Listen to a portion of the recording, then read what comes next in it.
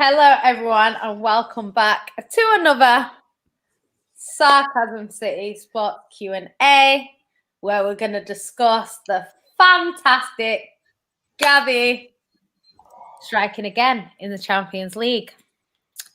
You know, people said he couldn't do it, and he proved them wrong. So, yeah, big up to everyone in here. Like the video, subscribe to the channel, join the membership, share it around the socials, and settle down for this fantastic show that is about to occur. I'm joined by my sugar puff, flawless Mr. Take Note, Sarcasm City TV. You'll find him everywhere on YouTube. He's basically on every channel. And then we've got the lovely My Cupcake, Ryan, my favourite Liverpool fan, apart from my mum, my nan. But yeah, apart from them two, you're the third best. You made the top three, fam. Yeah, and considering it's my mom, like... I'll take that. Yeah. So... You're my favourite Man City fan. We got to Ryan, you know, this Q&A wouldn't be the same without my two best YouTubing friends. So... Oh, too kind. That is very lovely. That was a lovely intro. I like that. That's a lovely intro. The best intro in history, yeah. Yeah, I really genuinely like that. My guy, Gabriel, I just thought I'd bring the niceness to the... Oh, it's ruined that. Yeah, he scored against friggin' the German version of Tottenham Hotspur. You know what I'm saying? Like, they're 8th in the league. You know what I mean? They had a German version of Tottenham Hotspur, and he missed the sitter on top of that. And he scored a goal that either of us could have scored. Yeah, did you not see it? Oh, he missed the sitter. Right? I was just watching, laughing at the watch-along, to be fair, but... Because we were talking about everything but the football. I hear that. Everything but the match. Yeah. Typical Sarcasm City TV watch-alongs. Typical Sarcasm City TV watch-alongs. But yeah, love to everyone who's locked in. We apologize for the lateness, but I was busy in it. So as Jan City was running late, but we're here. I hope you lot are enjoying the new thumbnails as well. We did say we were working on it. So there's new thumbnails literally. I think every show has a new thumbnail now, including the Q&A, the watch-alongs also. We just didn't get it in time for the Borussia Mönchengladbach City watch-along, but I'm going to change that thumbnail over as well. So yeah, big up to everybody. Yes, there's unfiltered. You are 100% correct. What was uncalled for? What did I do? You said that we scored against the German Mönchengladbach, the German Tottenham Hotspur. They are they not in 9th or 8th? And that Spurs not in 9th or 8th? So they the German Tottenham Hotspur.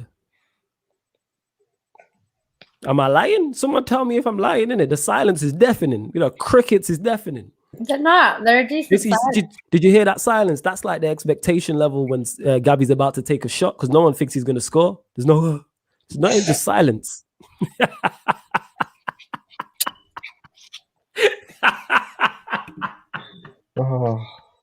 Yo, Ryan's response today.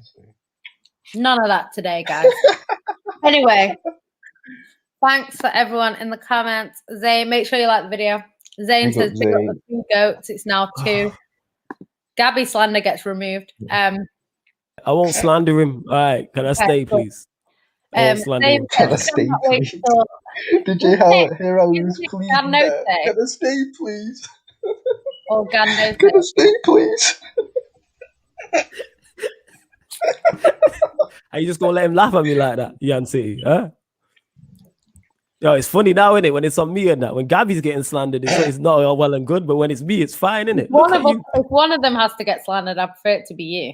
Yeah, I know you do. You pick a player over me, innit? But that's not a point. That's not the point I'm making. I'm like, I wouldn't pick 9 AM over you. Defo wouldn't pick Maris. I know that. You know what I'm saying? I got a shot with him. Oh, yeah. That's it. Jan hates Maris more than I hate Salah. It's up there. I do not hate Maris. It's up there. It's defo. No, I'm joking. This is actually slander. You lot are out there repping 9 AM, cussing me. Who is 9 AM?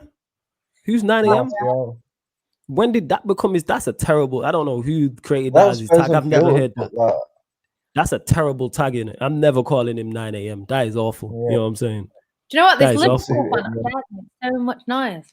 It is what it is. But yeah, people, for those who are new to the show, the Sarcasm City Sports Q&A is where we just open up the comment section and you can ask any question you want. So it can be anything sporting related. So it can be football, past or present, any team, or it can be any sport. Literally, you can ask, because we always get a lot of sporting questions. If you see the same names popping up, that's because as part of the Sarcasm City TV membership, members, their comments take priority. So if you see the same names, your Wayne Molds or a Winter Surfer continue to pop up, that's because they're members. But any questions you have, let us know and we'll answer them. But yeah, man, salute to everyone. Big up Zane, who's in the building. Big up Wayne, who's always there. He says, big up the crew, like always. No matter what time, it's still grinding. Smash the like button. Wayne will be on the Didn't he say he was going to bed before? He did say he was going to bed in that. And then Wayne's still here. He's probably in bed. Then he had the Q&A, he probably went for a nap. Yeah, man. He was like, I can't miss this. To get me this influence with the free goats. You don't miss this level. Where else are you getting this type of level of entertainment and talent on a panel at 1 o'clock in the morning? It's rare in that. You know what I'm saying? We're a better front three than Liverpool's front three this season. You know what I'm saying? We out here. Any front three is better than that front three. We're definitely better than United's front three. Hey, less of that. No. Our front three's bad goals. Well, one of the three. You know what I'm saying? We're the highest goal scorers in the league. How about that one? Yes, no to say to that. 9 men Southampton that did that. Hey, who cares, innit? Certain teams can't. Man. Certain teams this week. One game where people were stat padding against. They stat padding what? Against some poor team that had 9 men. Like, all right, but you want to big up GABBY for scoring against the freaking Southampton Germans. At least it was 11 men in the Champions League. Yeah, whatever. You know what I'm saying? Away as well. Ryan, are you Jesus? Why are you defending him? Jesus? What's wrong with me? I just realized my mistake. Right? Everyone just forget this last minute. Never happened. Nah, you were chatting facts then, Ryan. Ryan is my guy, you know. I wish I wasn't. You know what it is? It's the way you just throw slick shit in the game, innit? I said this before. It's funny as fuck the way you do it. You got no one team, you know. It's a skill in it. This guy will stop anybody in the back. You know what I'm saying? I just go where the banter's heading. Yeah. That's the side I'm on. Man just jumps on the banter bandwagon and that. Big up Envy, who says big up the Three Musketeers. It's Sarcasm City on Twitch. No, but a couple people have asked about this, so we might have to start jumping on Twitch. Figure it out. It's a game where you can stream, and it's like, I think it's more for gaming. So say someone's on a PS5 or Xbox or something, you'll switch over in your game. But I know other people have used it in terms of people like use it kind of like YouTube, you know, to watch stuff. So yeah. Big up Smurf, he says, Jan's happy when she whips the ice cream out. Big facts. Oh, I'm hungry now. Big. Go get some food if you want, fam. Dupe says, yes, the trio is back. Big up Dupe. MB says, to be in Jan's all-time 11, all you have to do is press the goalkeeper and you're sorted. You've got to get us 100 points in the league, innit? Big up MB. That's my favourite comment of the day. That's jeez. Oh, that is. You lot all think it's funny, but I will be laughing at the end of the season. That's all. Yeah, so that's why you will be, and we're not disputing that. That's why we're getting the jokes in now. You know what I'm saying? We're getting all this shit in now while we can. We know where the title's heading. So me, Ryan, and everybody else who's a non-Manchester City fan is like, yo, you lot gonna get it. It's like when we was clowning on De Bruyne the other week, and you was like, yeah, wait until De Bruyne comes off the bench to score against your team. Yeah, and then we was acting like, and we was like. He was holding up. He was doing up Forrest Gump. Bench, he's taking up Gabby. He's warming up Gabby's seat for him. Yeah.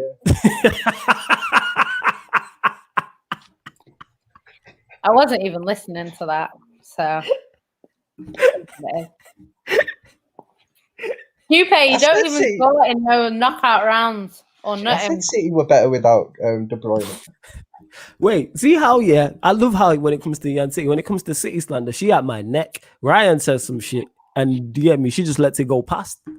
To be honest, I didn't hear what he said, otherwise I would have been on his neck. You would have been on. So what he said was, I'm the cupcake here. So. Oh, you're gonna hide behind it? No, I'm gonna tell you what he said. Wait, what did he say? Get burnt in the oven, innit? Let's go in it. Let's go in that. But what he was saying is, because we were talking about De Bruyne being on the bench, and he was like, De Bruyne is warming up Gabby's seat. That's what he said. He said. See, even you have found that funny. Yeah, but back to the point I was making, you acting like when De Bruyne gets on the pitch against United that the game's going to be close and he's going to be this. The game's over. You're not going to be 2-3. I can see that game being close, you know. I'm not going to lie. Now, all jokes aside, it's okay. We're at home, innit? If we were at Old Trafford, it's an easy 3 points. Give it us now. But with it being at home. No. MB, I come at the Arsenal fans that come at me, and you just get caught in the MB, man. I like Arsenal. You gotta take it in it. You know what I'm saying? And that you ask this a tribal thing. I like Arsenal. Like I don't really have too much bad to say about Arsenal, but sometimes you like Arsenal. Yeah, something wrong with you in that. You know what I'm saying? Nobody likes Arsenal. Don't mind Arsenal. I wouldn't say I like any team in the league, but they're probably the ones that I dislike the least. Oh yeah, it's because Arteta's there. That's why as well, innit? That's what it is. I forgot. Yeah, the Arteta connection. You don't like Arteta? No, I'm saying Arteta now he's left. I like him now. Yeah, that's what I'm saying. I didn't like him. I hated him when he was at Everton and Arsenal because he was always used to bloody score against us. He's like Traore. Even his sister supports them. Nah, she's not.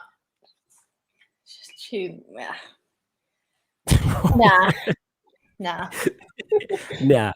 Glazes out says, "What do United need to win league titles again? Players and a manager for me. Manager, that's what you need. Manager. You know what I'm saying? Manager.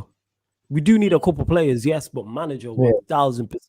Oh yeah, big up Umar26, who you was in the comments when I was on the Chew the Fat podcast. I'm guessing you said Wagwan Flawless. The What to the Octagon podcast to say. For those that don't know, the What to the Octagon podcast, you should know by the title. It's the MMA podcast hosted by Lindrix and Beans. It'll be back next week actually, because there's a bout in it. So it'll be back next week.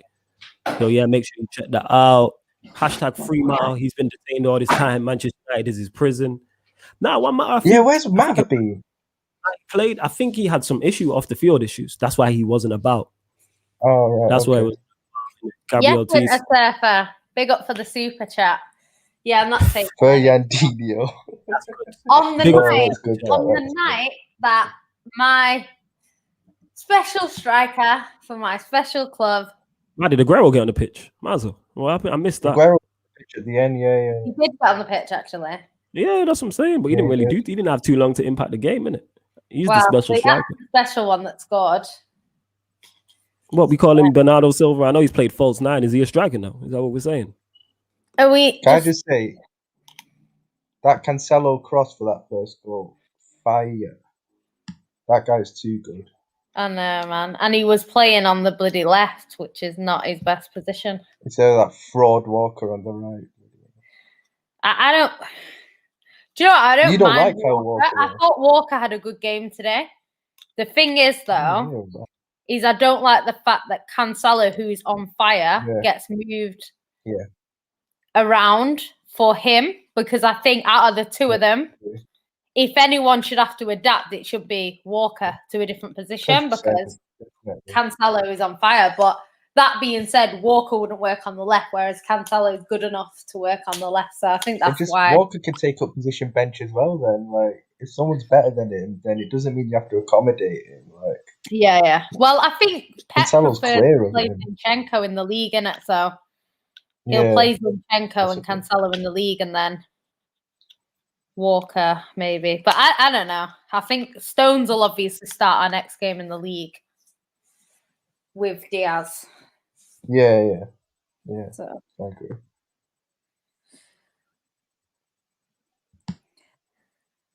Flawless on mute. I'm on mute. She muted me. The ridiculousness. Smurf, it actually won't. Like these people saying, "Oh, players want to play for Man United." That's not a thing anymore. That was a thing when they knew they would win a trophy. Right now, people are not seriously picking Man United over City. Like, if they have an actual choice, they're not picking Man United. I think it depends on.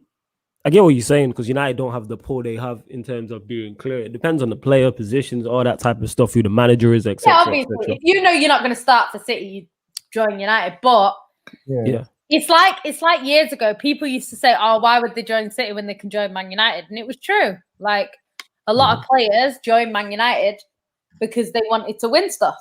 Do you know what I mean? So it's the same with City now. Like if you join City, guaranteed a trophy. Like every single player in this squad has come in and won a trophy within a year of being at Man City. Mm. You know what I mean? No, like everyone. So they're guaranteed to kind of come in. And I'm not saying you won't get any players, because you will. Because definitely. You've got money, Champions League football, it looks like. Do you know what I mean? These things will attract players. And so it's unlike at Anfield, but yeah, go on. Even teams lower down the league, though, attract players. Like you would have said years ago, that Everton would have got some of the players that they got. You know what I mean? I'd say. Yeah, I get what you say. Remind me what time you playing tomorrow? With like Aubameyang, do you know what I mean? 8 o'clock. Oh, 8 o'clock this time on a Thursday. Oh wow. Are you gonna let him talk to me like this? Oh. What is he asking when you're playing in the Europa League? Mm-hmm. Ah, cute. It's all right, we're playing there next season. Why am I putting myself into a deeper hole? Oh yeah, you gonna get it next season. You know what I'm saying? And you are gonna get it next season. When you go out of Champions League this season, you're gonna get it too. You know what I'm saying? Yeah, but you say that, but that's not that. Why would they leave? United are making them shitloads of money. Why would they leave? They're not. The Glazers aren't going to go anywhere. If you're sat there making shitloads of money from a business that you don't have to invest in, why would you leave? The only way you would leave is if you're investing and it's going terribly wrong, which they're not. So, yeah, it's not going to happen. Glazers are not going to leave. And even if the Glazers do leave, you're probably going to go for one of them American owners who are just going to do the same shit. Yeah. So and the thing is, Murph, right? These people that say if Pep wasn't there, we wouldn't get certain players. Okay, fair enough. He's really just running this show just to slander people in it. I love to see it. Let's go with it. You really look at the big smile on your face. Like, the thing is, they can say all they want that City has. I agree. Pep is the reason why a lot of our players are there, but we would still have Phil Foden. We still have a lot of these players without Pep. Do you know what I mean? Certain players, maybe not, but a lot, we would still have decent players. Like, you've got decent players going to Man United to play under Ollie. Do you know what I mean? Mm-hmm. So it says it all. Like, it's not about the manager. It's the pull of the Premier League. It's the pull of the club itself. And, you know, I don't think these players are coming. It's like Chelsea. Them players in the summer, were they really coming to play for Lampard or were they coming to play for Chelsea? Like, you got a valid point. You know, Lampard is a legend in the UK and for Chelsea fans, but across the globe, if you're growing up in Holland, you're probably not going to be like, oh, I really want to go and play for Lampard when I get older. Like, it's one of them things, isn't it? So, yeah, I think this illusion that City are only good because of the money and only good because of this and only good because of that, it's a combination of everything, isn't it? No, I hear what you're saying. Where we at? Does it matter if they're even if they are only good because of money? Does it even matter? Like, they're good, innit? Nah. I was having an argument with this Liverpool fan earlier, and he was saying to me like, I think all of us would take that. All your titles are tainted because blah blah blah. That's strong. That's a tainted. Like, who thinks personally, I think to have owners like City. Like, let me see if I can find what he was saying, because it was wild. What's mad about that though is really, for someone who's like tries to be creative with banter, like that's really poor. You know what I'm saying? To say, oh, you only have titles because of money. Like, banter them about something. Like, I think my GABBY agenda is absolutely genius. And yeah, that's funny. Anyway, no one cares. No one cares about that. Can I praise your team here, love? Can I do that, please? Go on, then. All right. The fact that Manchester City are actually genuinely in contention to win a quadruple and do something that's never. Yeah. They're actually in contention to win a genuine treble. The fact that they are, these things are not within touch and distance, but these things are actual capable and possible. And I managed to find something to taint that is absolutely genius to my creativity. Well done. Congrats. Fantastic. You know what I'm saying? It's a small victory. You're happy with that little trophy. However, I will pick up that trophy and kiss it. You know what I'm saying? I think Ryan's frozen. You looking back. Oh, no, there he is. No, Ryan, open. Yeah, blink twice. So yes, I am enjoying that. Like, it's a small. You say it's a small trophy. That's all I have. So I'm going to use it. And then the thing is, listen, yeah. Go on. So this guy, we're talking about injuries, right? Okay. blah, blah, blah, which obviously, like, I know Liverpool have had injuries, but I was just saying, like, Leicester have also had injuries, and that's not seen as an excuse for them. Do you know what I mean? So that's what I was saying. I don't want to use injuries as an excuse, I'll be honest. Then it's not an excuse for losing 4 home league games. It does play into it, though. Like, in a row. I do get it. In a row. But the thing is, like, he said, playing centre-back because they had one training session, because I was saying that they played Henderson out of position. He got injured when they had centre-backs at that time. So then he said Man City, Leicester, Barca, Real Madrid, Juve would all be failing if they had Liverpool's injuries. So I said, we won't know with City, Barcelona, Madrid or Juve, as the best teams build a squad, not a first 11. I said, Leicester don't have the quality Liverpool have and have managed with injuries is all I'm saying. So I said, you told us you were the best team in the league going forward, isn't it? So it's like they're not injured. So I'm not saying it's not going to affect it, because it is. But I was just saying that it can't be used as an excuse if you're not going to say the same thing for Leicester. Do you know what I mean? I get that they've had more. Like, that's not a dispute. Mm-hmm. So he was like, we are the best team in the league, all of that crap. So anyway, it got onto some conversation. Where was this, by the way? On Twitter. Oh, this is on Twitter. Okay. So he said, if Man City didn't clearly break... He said, I'll never... Wait, what was it? So he said we were the best team in the league. This is what he's saying. So he's saying every team with injuries would have a drop-off of form. You can't argue. Otherwise, I said, I would argue that you aren't the best team in the league. You were last season, fair enough. But when both teams had most of their players fit, we came out on top. So then he was saying, I said, we will see next season, but I'd say if we win 3 out of the last 4 seasons, you can't argue that you can't say there is a team better in the league, right? So he said, I'll never say a team that spends $500,000 on defense is the best team in the league. Newcastle could get a takeover and spend millions on the league and do the same. I said, okay, so you aren't the best. You were just more Leicester than Man City, as you haven't spent as much. Fair enough. So he was like, if Man City didn't clearly break financial fair play and then get away with it, I'd have no problems saying, you know what, Man City are a good side. But like I said, Newcastle could get taken over and spend £1 billion on each position. Doesn't make them a good team.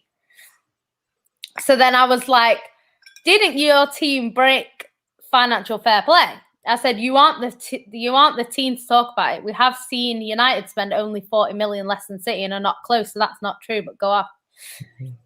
So he said, Man City literally pull money out their ass and no one bats an eyelid. So I just said, we were found not guilty for that. But if you believe we had done something wrong, feel free, innit? Okay. So then he was going on about it for ages, like whole point in financial fair play, blah, blah, blah, blah. Yeah. Bet you this guy don't know anything about financial fair play. No, well, he seems to think that City were the only team that have broken it. Then this is how I knew he was going to lose the argument, because he brought in PSG.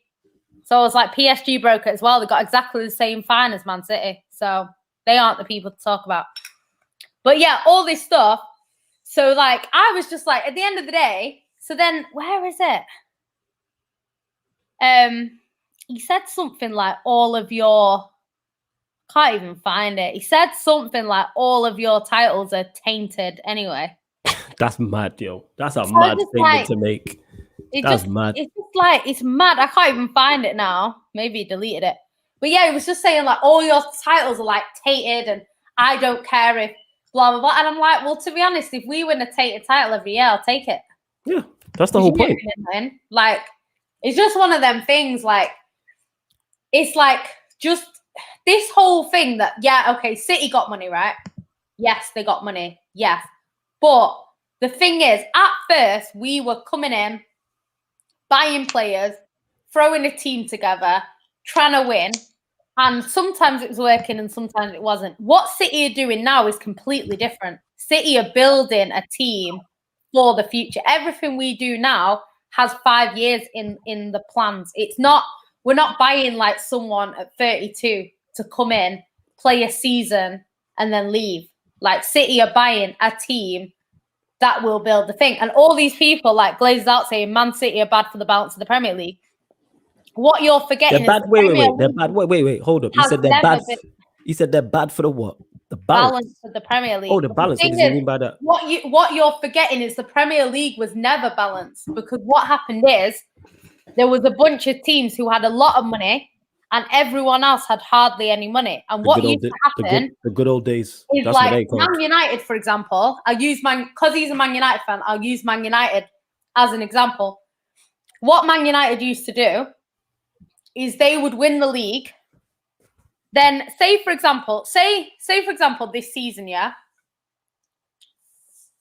Man United saw that, I don't know, Son at Tottenham was scoring X amount of goals. Man United would go and buy Son.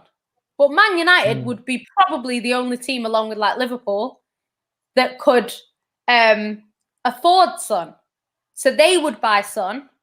Then they'd have the best player from Tottenham, or Harry Kane, the best player from Tottenham. So then Tottenham now, without Son or without Kane, they start struggling because their best player's gone. So they actually get worse. Man United get better. Then the next season, they might say, oh, Ruben Diaz at Man City is doing really well. Let me buy him. So they'll buy Ruben Diaz. So then Man City start conceding loads of goals because Ruben Diaz is gone. Man United get better. That team gets worse. So the league is probably more fair now than it's ever been. Because yes, City can spend, but so can everyone else. Like this league at the moment, the money that's in the Prem now, it's not like how it used to be. Man City nearly went bankrupt. Chelsea bought Phillips from us and saved us from bankruptcy because we had no money. Chelsea bought our player. They should have let you. They should have let you go bankrupt. Now.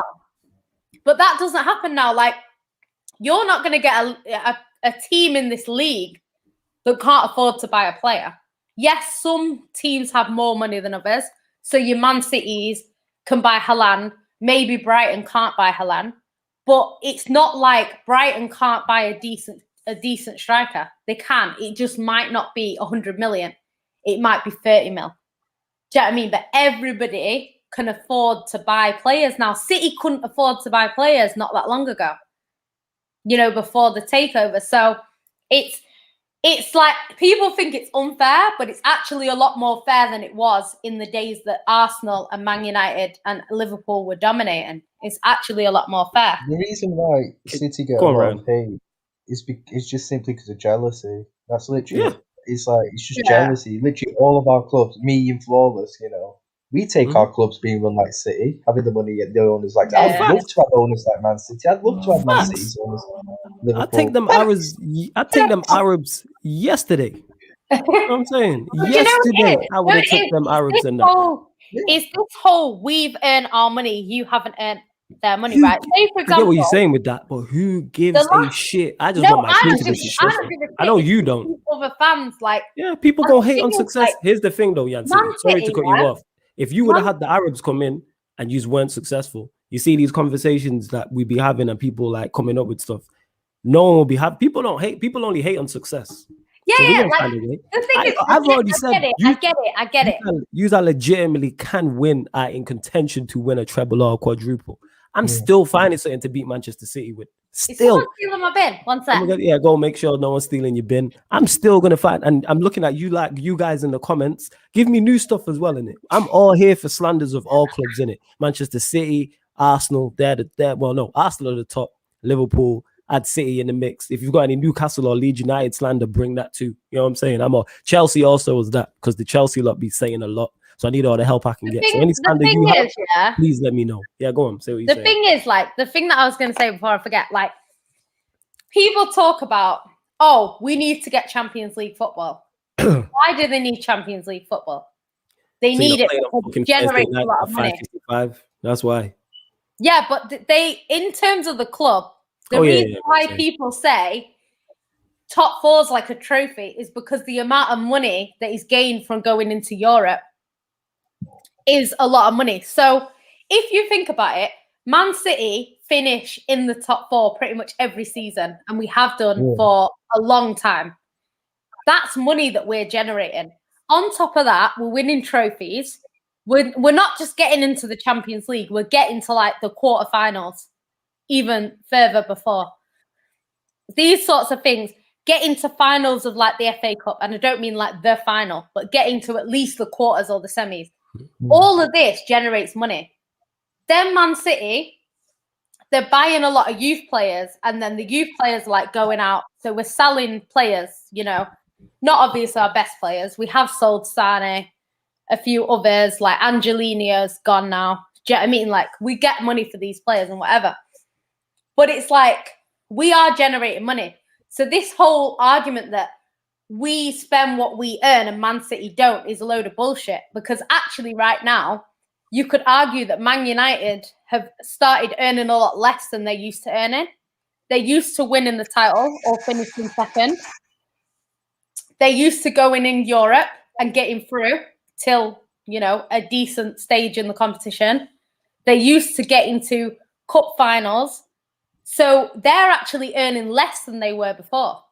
So, do you know what I mean? It's like Man United are spending almost as much as Man City, but Man City, from competition-wise, are earning more. Like, there was something last season that said, obviously, Man United earn more from match day and sponsorships and stuff like that. But they actually worked out who earned the most money. Last season and the season before, it was Liverpool that earned the most money. Mainly from TV money, because right now, everyone wants to watch Liverpool. Everyone wants to watch City. Well, yeah, but this is where the money was coming from.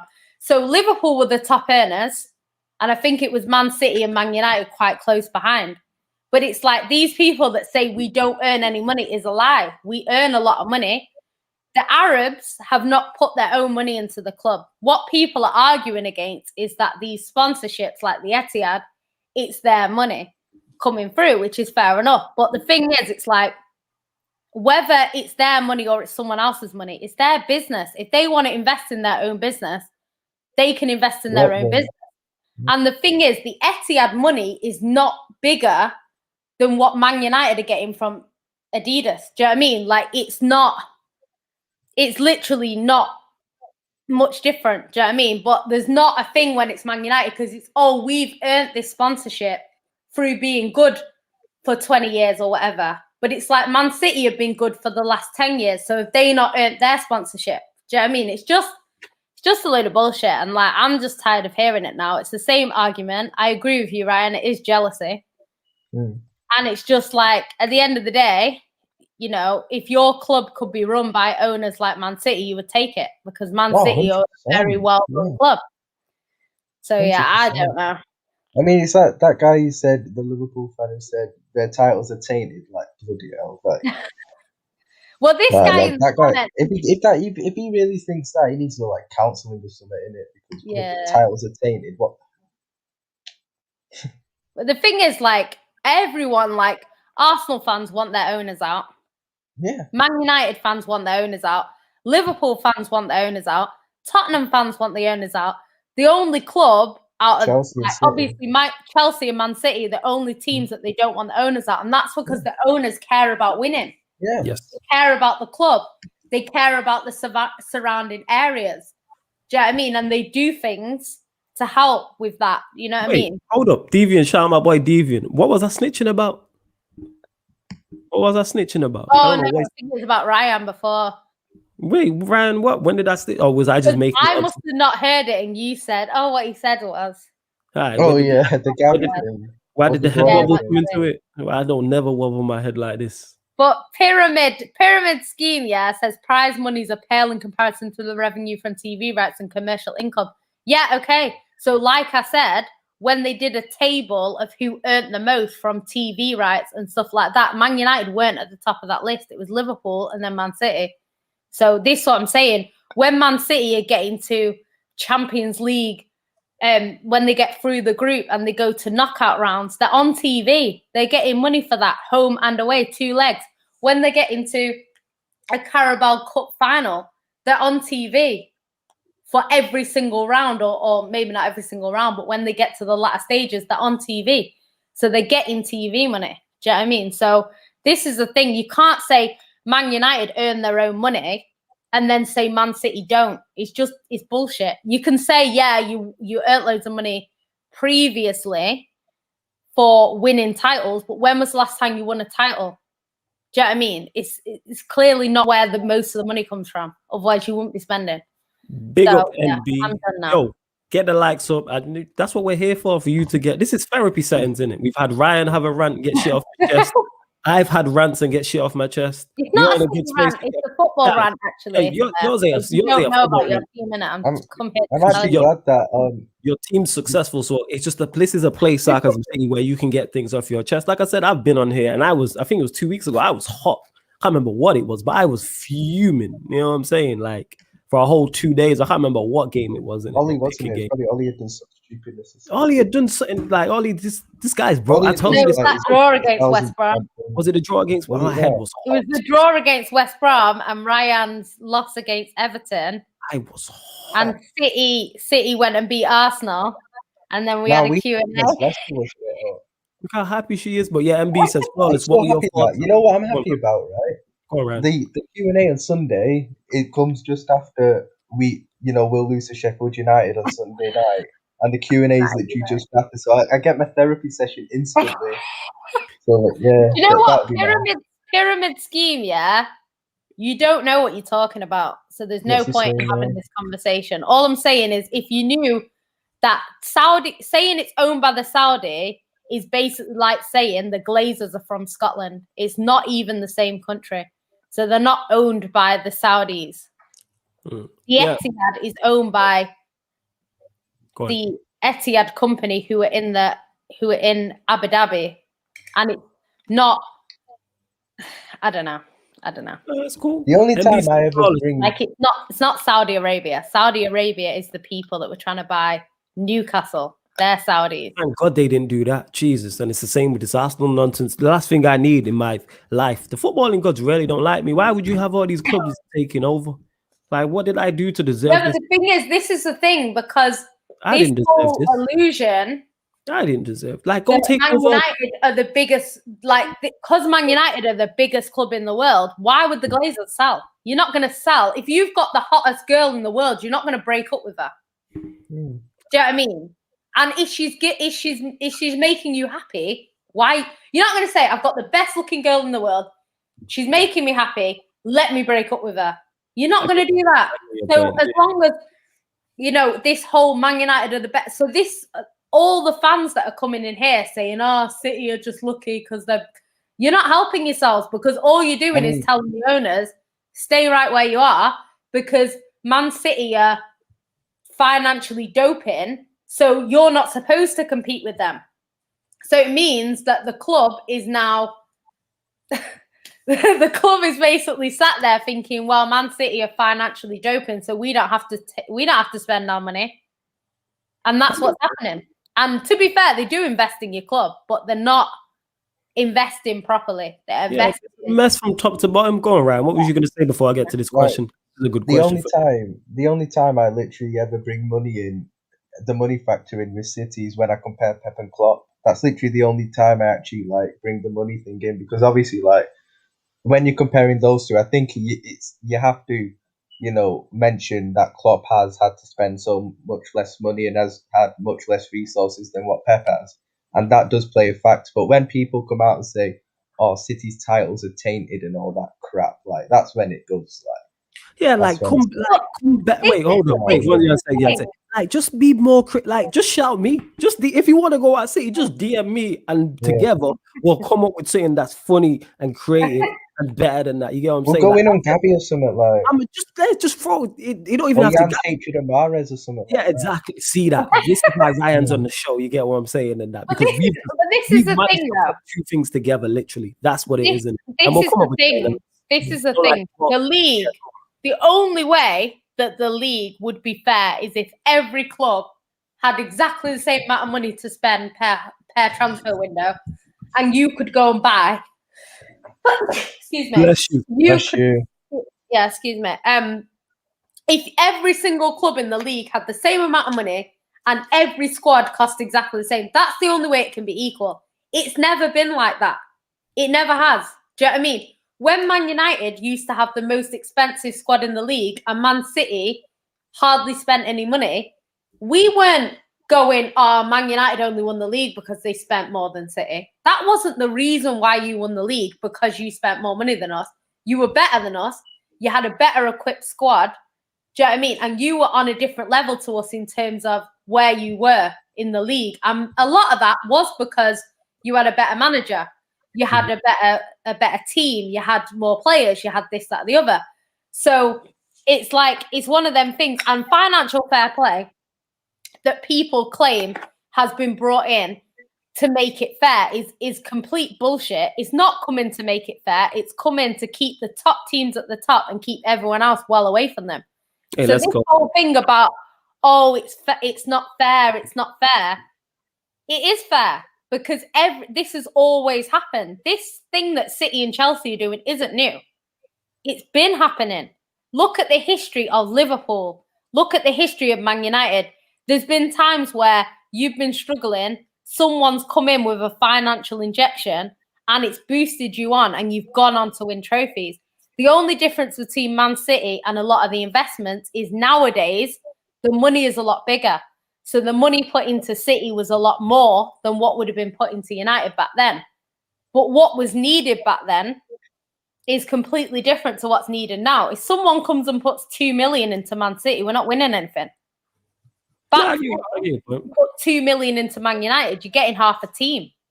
So people need to, there's context to it. And people are saying, oh, City has spent this. When you actually look at what's been spent per team with inflation, we're not at the top. We're not at the top. But because people say, oh, 60 million, 30 million for Rio Ferdinand back then is a hell of a lot of money now. Yeah, it's big money. A hell of a lot of money. Yeah. But people will look at it and say, yeah, 30 million for Rio Ferdinand, like it's cheap. That was a ridiculous fee at that time. Wayne Rooney at 18, ridiculous fee. But why did you do it? Because you wanted the best players for the best team so you could go on and win. But when City do it, all of a sudden it's corrupt. It's not fair. Why are they allowed to do this? Why are they allowed to do that? It's just a load of bullshit. And I'm just tired of hearing it now. And that's why I'm ranting, because every day you see oil money, this, that, the other. Like, just hate in silence, innit? Just hate in silence. Hate creatively, that's what I would say. That's what I do. That's what Ryan does, you get what I'm saying? Hate creatively, you get what I'm saying? Come up with some new stuff. We're going to stick another player on City along with Maris. We're going to do a Walker or a Laporte. But the thing is, like, everyone wants, like you were saying earlier, like, everyone wants what City have. Yeah. And then you just see people in the comments like going on with themselves, like, City was never considered the best team in the world. No, we haven't been considered the best team in the world. That's what you get when you dominate people are complaining for a certain amount of time. Because we are miserable. That's why it is. Because we see what's going on with our teams. We are miserable, and our teams ain't getting no better. Every show is about Man City. Like it is. But yes, right. Let me get to this. MB says, flawless. What were your thoughts on Angel Gomez? I think he had a lot of ability and talent. I'm still annoyed that he left, to be honest. Yeah. I don't see why he wasn't given more of a chance. It's the way he left seemed very weird. The fact he didn't even sign a deal and then get loaned out. He was just, I know a couple things on the inside, but I don't get it. I don't understand the whole why Angel Gomez was allowed to leave, because he seems like because well over there as well.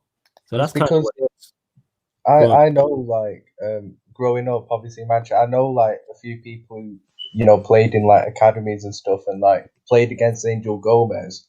And he was like, he's fucking insane. Like, this guy's, his talent is unreal.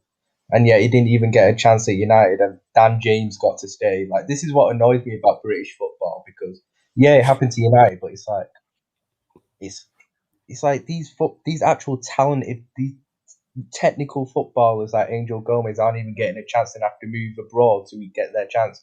But these passion merchants and pace merchants like Dan James with no ability get to play for Manchester United and, you know, these big clubs and get to make it. It's just sums up British football. It's all about passion and pace and physical attributes rather than actual technical ability.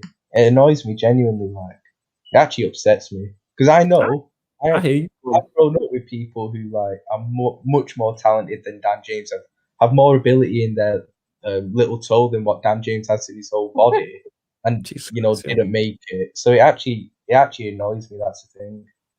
Yeah, you and JV will get along well with that whole Dan James. What's it called? Jeremiah can get in. thought he was like, I know Jeremiah's going to go for Nah, you bought him from Swansea. You bought him from Swansea. Big up Aiden D, who says, you bought him from Swansea, love. All he says, Aiden said, Ollie should be sacked when we got knocked out of the Champions League in the group stages. That happened to Madrid or Barca, etc. They would have sacked their managers, but instead we kept this fraud. Hey, it's the way Aiden, he got knocked out.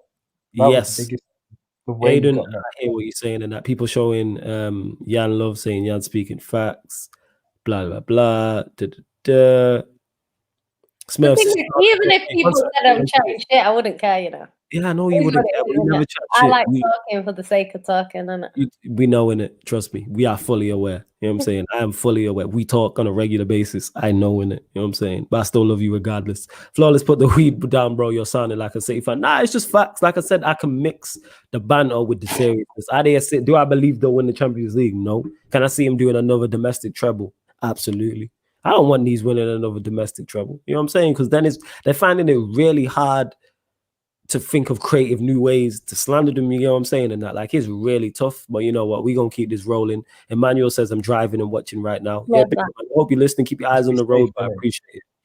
See what Ryan said there. Let us know where you're watching from as well, people. Now you said that you're driving. He's got an Igbo name. I might be wrong.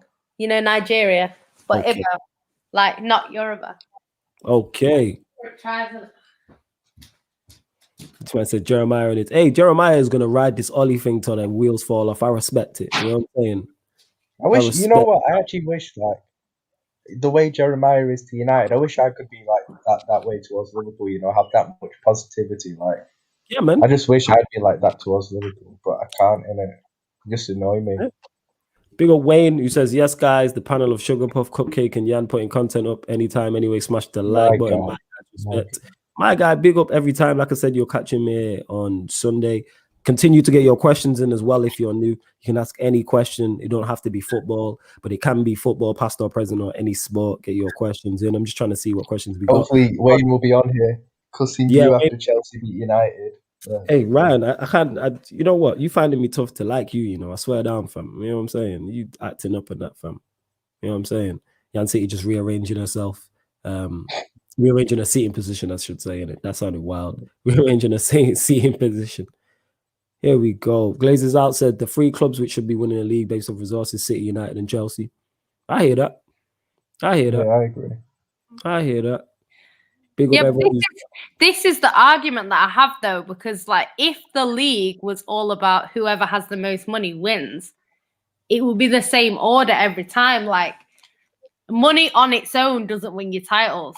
Do you know what I mean? You need a lot of different things. Yeah, of course, but money adds to it. What I will say, without money, you don't have any long-term sustained success. Can you pick up the odd trophy like do a Leicester? Yeah, but if you look at if you look at the team, dominate, if you look at the teams that have won the Premier League, say in the past 10 years, the Champions League we do the past 10 years, they're all the teams that have spent the most money. Yeah. But just because you spend money doesn't mean you'll be successful. Exactly. It's an asset to it. Because you have to buy the best players and have a manager and things that go into it. Jeremiah, Ollie out won't be a waste of energy for me. The reason why I continue to say it is simply because I've had enough. I am broken. I don't enjoy matches anymore. I legit don't enjoy, like, we're doing watch-alongs and I'm more relieved than I am happy. Yes, I'm happy Manchester United won. I am relieved. I'm like, we got through this. Like that type of shit, that shouldn't be happening. Not if we had a dead team like an Arsenal or something, and a new manager, I'd understand. You know what I'm saying? Then it would make sense. I'd be like, you know what, this is. But when you look at the job Ollie's done, and I give him credit for this all the time, in terms of the players he has, we should be doing better. There's no Manchester. Liverpool have a signature goal. Bad, good, whatever, whether they're in the mud, whatever, they have a signature goal. If I asked Ryan how many times he would have seen Trent cross the ball to Mane, score a goal, he would have lost count. Not so much this season, but in the 2 years prior to that. And Robertson how many times we see Salah cut inside and score the same goal, and Firmino drop deep into the turn. I just know exactly how we're going to play. Like, yeah, you know now what I'm saying is that's drilled into you. Like, you can see what Klopp's doing, and it doesn't matter who's playing for you lot. Not so much this season. In the past 2 years, it's the same thing. It don't matter what the midfield three was; they still had the same job. Passion, like, midfield, but it worked. That when you were Champions League and the Premier League, Jan City said it today. I thought Bernardo Silva was David Silva today, but she would have seen David Silva score that goal many a time. Man's not even at the club anymore. And the goal's still the same. Yeah, Man City, like, this is the thing, because somebody was saying earlier, like, oh, if Pep leaves, City, blah, blah, blah, blah, blah. And it's like, if you go to Man City and watch the under-8, they're not managed by Pep. They play the same way. Yeah. You watch the women, they're not managed by Pep. They play the same way. Like, our women and our men play exactly the same. They actually both waste a load of chances.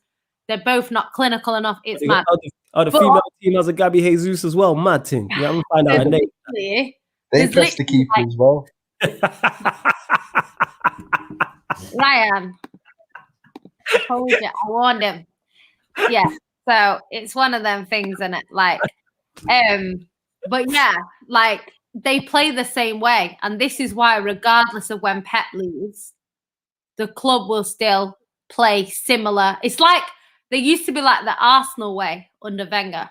I think if Wenger leaves earlier than he did, Arsenal would have continued to play like that under a different manager. The problem with that just imagine with Arsenal. Yeah. Just with the Arsenal situation, if Wenger had left at around 2013, and I know Pep wanted to move to Arsenal, that would have been the perfect replacement for Wenger. They're playing, a similar style of football.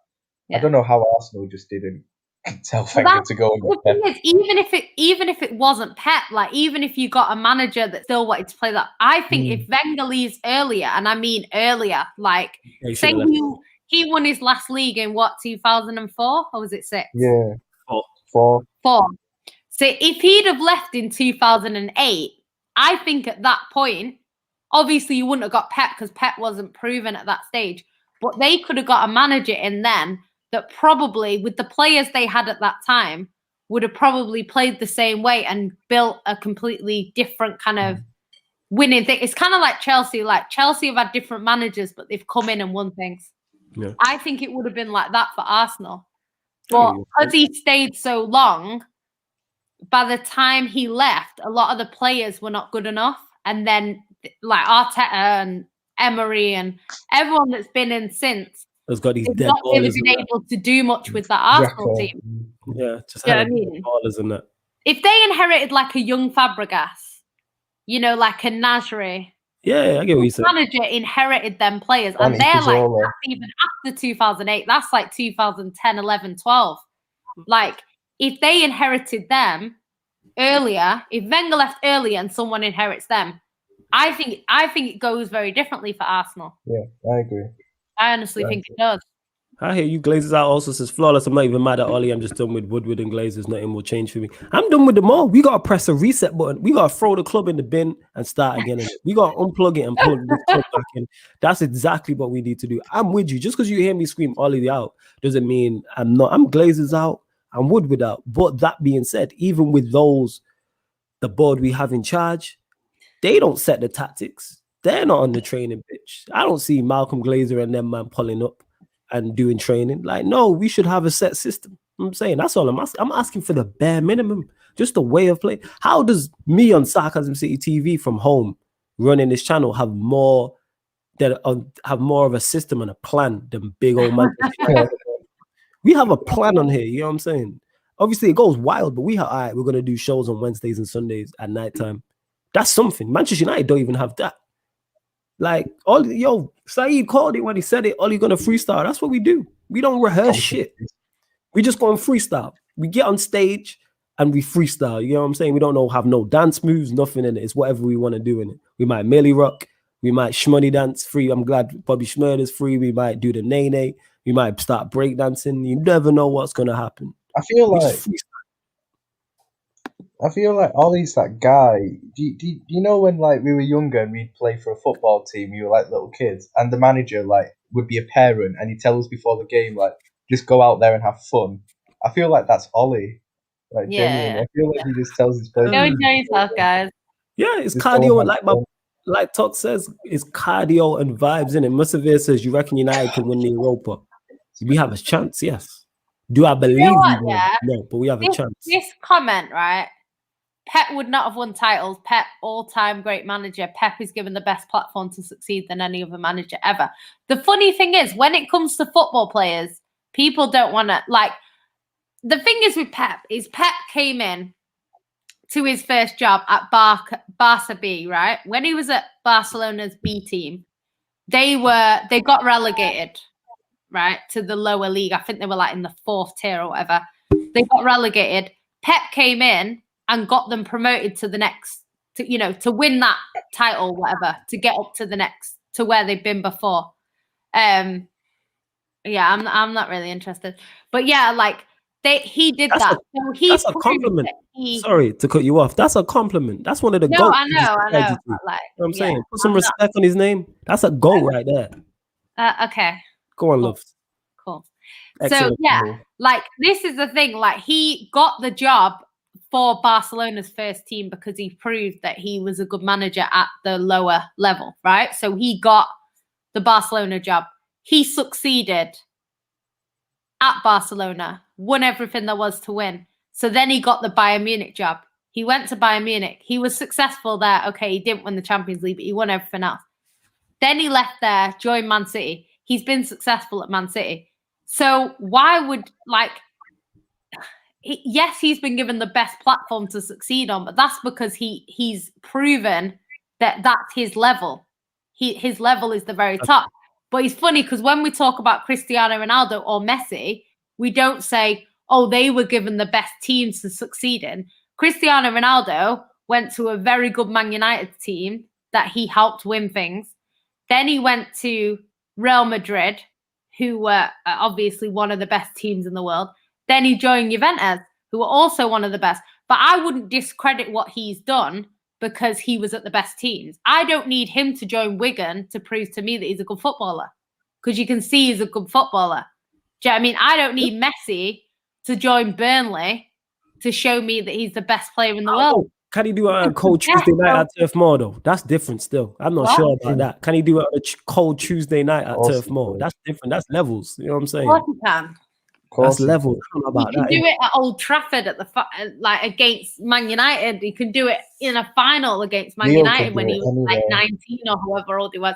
He can do it. Hey, relax with the thing is, this is the thing though. Like Pep doesn't need to lower his level to prove to some fans that he has proven that if Cristiano Ronaldo joins Man United and he's shit, he moves to a shitter team. Do you know what I mean? And then he probably goes from shit team to shit team if he's not a good player. He went to Man United. He proved he deserved to be there. He won everything there was to win. He moved to another big club. He won everything there.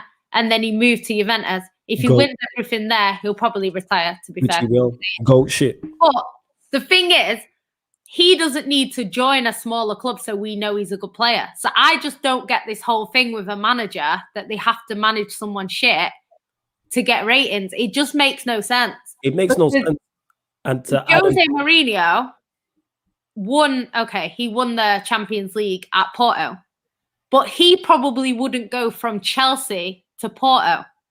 He wouldn't do it the other way around. Do you know what I mean? Because once he's been at Chelsea, he's not looking to go to a Porto. Whereas he went to the Porto first. So Pep would have literally had to start at the bottom and build his way up. But he started at Barcelona's bottom, worked his way up at Barcelona, and then he went from fantastic job to fantastic job. But to me, it just makes no sense. Like, I can understand that people will have an argument for, oh, they're better because they can do it there. But it's just, I don't think you have to prove to people that you're a good manager by going to a lesser job. Like, if I'm on 100K a year, I'm not getting a job at Asda just to prove to you that just by the way, people, she's probably on around that. You get me? I'm not on 100K, yeah, nowhere near. I wish. After tax, look at the big smile on the face. I wish. I'm gonna back you up here to add on to your point there.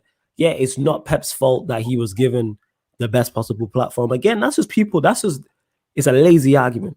Like, if you want to push it in on Pep, the Champions League is a legitimate argument to make. That's the black mark at the moment. On as great as he is, and he's solidified in terms of gold status, he's solidified. You know what I mean? Pep is solidified. It's the Champions League you have to now go and win. Because the thing is, you left Barcelona. They won the Champions. You was at Barcelona. They won the Champions League before and after you, multiple. You went to Bayern Munich. They won the Champions League before you and have won it after you. So therefore, it's kind of like, all right, you have to win it. Otherwise, that is a black mark. Does that take away from him at Manchester City? No. He's still one of the best Premier League managers of our time. Easily, definitely. Like, if he retired today, he's solidified. But is that a black mark on him? Yes. I wouldn't call it a failure because I think that's too strong of a word. But it's definitely a big black mark. 1,000%. I think it's because with Pep in the Champions League at City, I think it's not the fact he hasn't won it, it's the lack of progress that they've made in it. Not getting past the quarterfinals. If they'd have gotten to maybe a couple of semi-finals or a final, then and lost it, then I would have been like, he's getting close. The Champions League's such a hard thing to win. He's almost there. But the fact that he's not gotten to past the quarterfinal, I think, is the biggest criticism of him from me in the Champions League. Like, and it's weird though because it's somebody of his caliber. That's the issue that it is. Exactly. And that's why, because we hold him to the absolute highest esteem. You're gonna get criticized. If this was another manager you hadn't, you're like, all right. But it's like there's two teams you've gone to, two European powerhouses, and they've done well in that competition before and after you. I think Barcelona have won it 2 or 3 times after you. Bayern Munich, I think they've only won it once. Is it just once after him? All right, so if it's the once after him, then Bayern Munich have won it once or twice after him. So both teams haven't. It's not like you're the problem because that's too strong. It's a cup competition. But with the resources you have, having the best possible platform to succeed, the standards you've set, because you've done everything in England. Like, the thing is, like, you've done everything. What I'm saying, like, with him is, like, everything so far that's been thrown at him, he's been proving people wrong. So we will see in the Champions League. We will see. Like, you know what the mad thing is about the Champions League? The problem with Pep is he set his standards so high because he came and won the Champions, because he did like the treble in his first season at Barcelona or whatever he did, and then he won the sextuplet or whatever. Because he did that, is like his standards are really high. So now him not getting far in the Champions League is a big failure. Whereas if he was a manager like Poch, who came into Tottenham and got them to a final, that was seen as like a major achievement. I think even if Pep got us to a final, people would be saying he didn't win it. Like, people would always say that because his standards that he set are high. So I think with Pep, that's the problem that he has. With Man City, they're weird anyway, because 2000, the person that's got us furthest in the Premier League, in the Champions League was Pellegrini. And that team were bloody awful. That was one of the worst.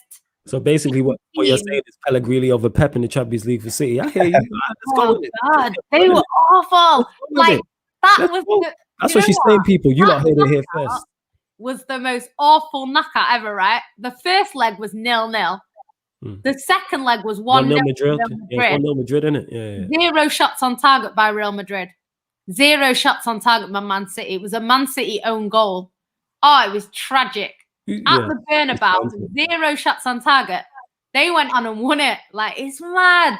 That was the shittest. Like, if City had a shot, they might have won that. Like, it's just mad. It's mad. But yeah, that's what it is with Pep as well. And the fact is, I don't think he has it in the. And it sounds as a wild statement to make. This is me not bantering. I don't think he'll win the Champions League at Manchester City. I think he will. I do believe Manchester City will win the Champions League, but I think after him, whether it's the manager or the manager, at the rate they continue to invest, they will. I agree with this. It's not even like you know what? There's a mental block. He can't get over it. I'm telling you, innit? He can't do it, innit? There's something different. I'm telling you. You know what? To be fair, like somebody, probably Fernandinho. I can guarantee it's Fernandinho, right?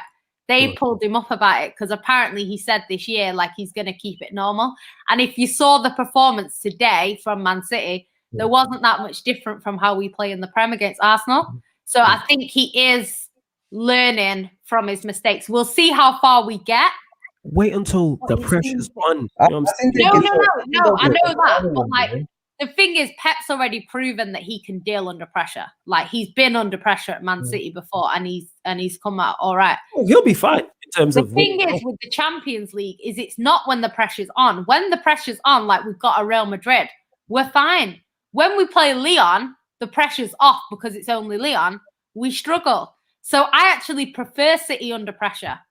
Like someone said the other day about Man City, like, if Man City get under pressure, they'll struggle. No, Man City do better under pressure. If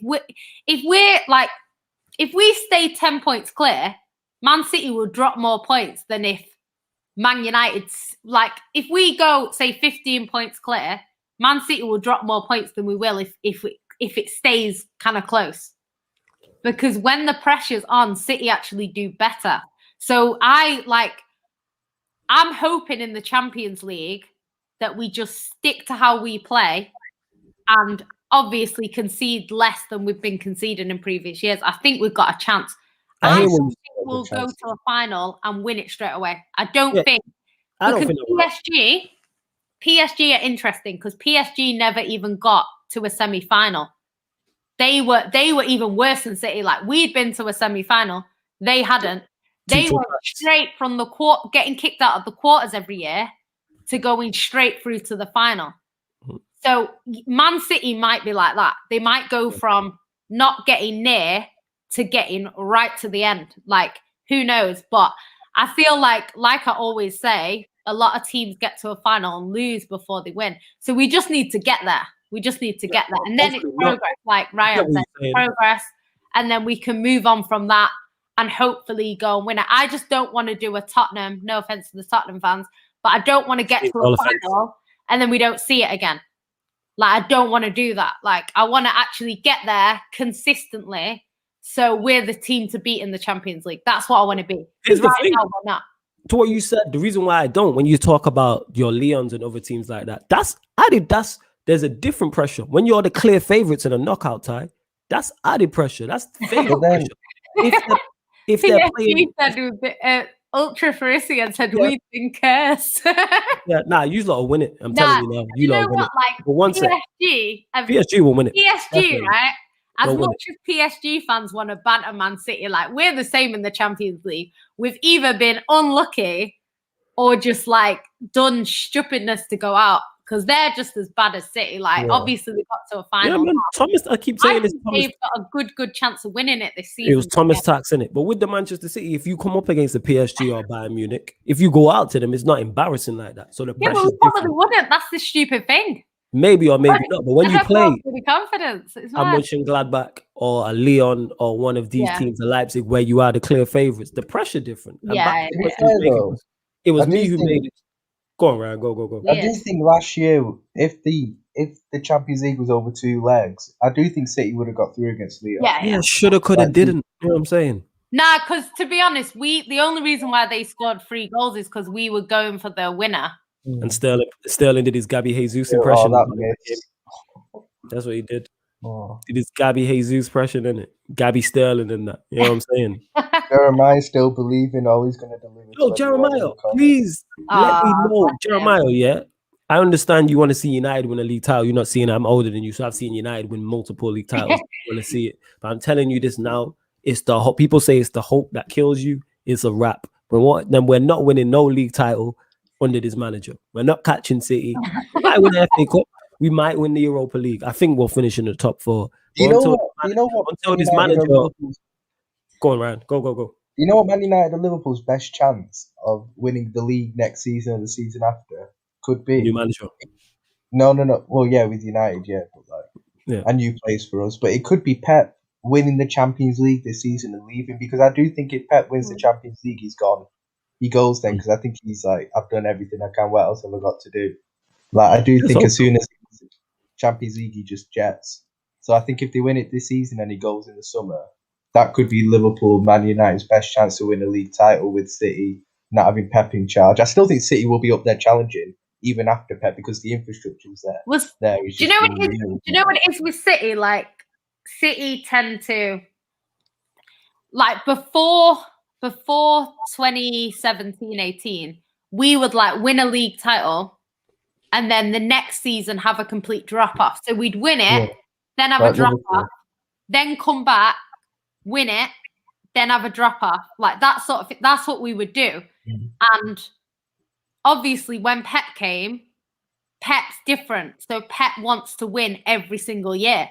So we went, the first year we were trying to figure out what we were doing.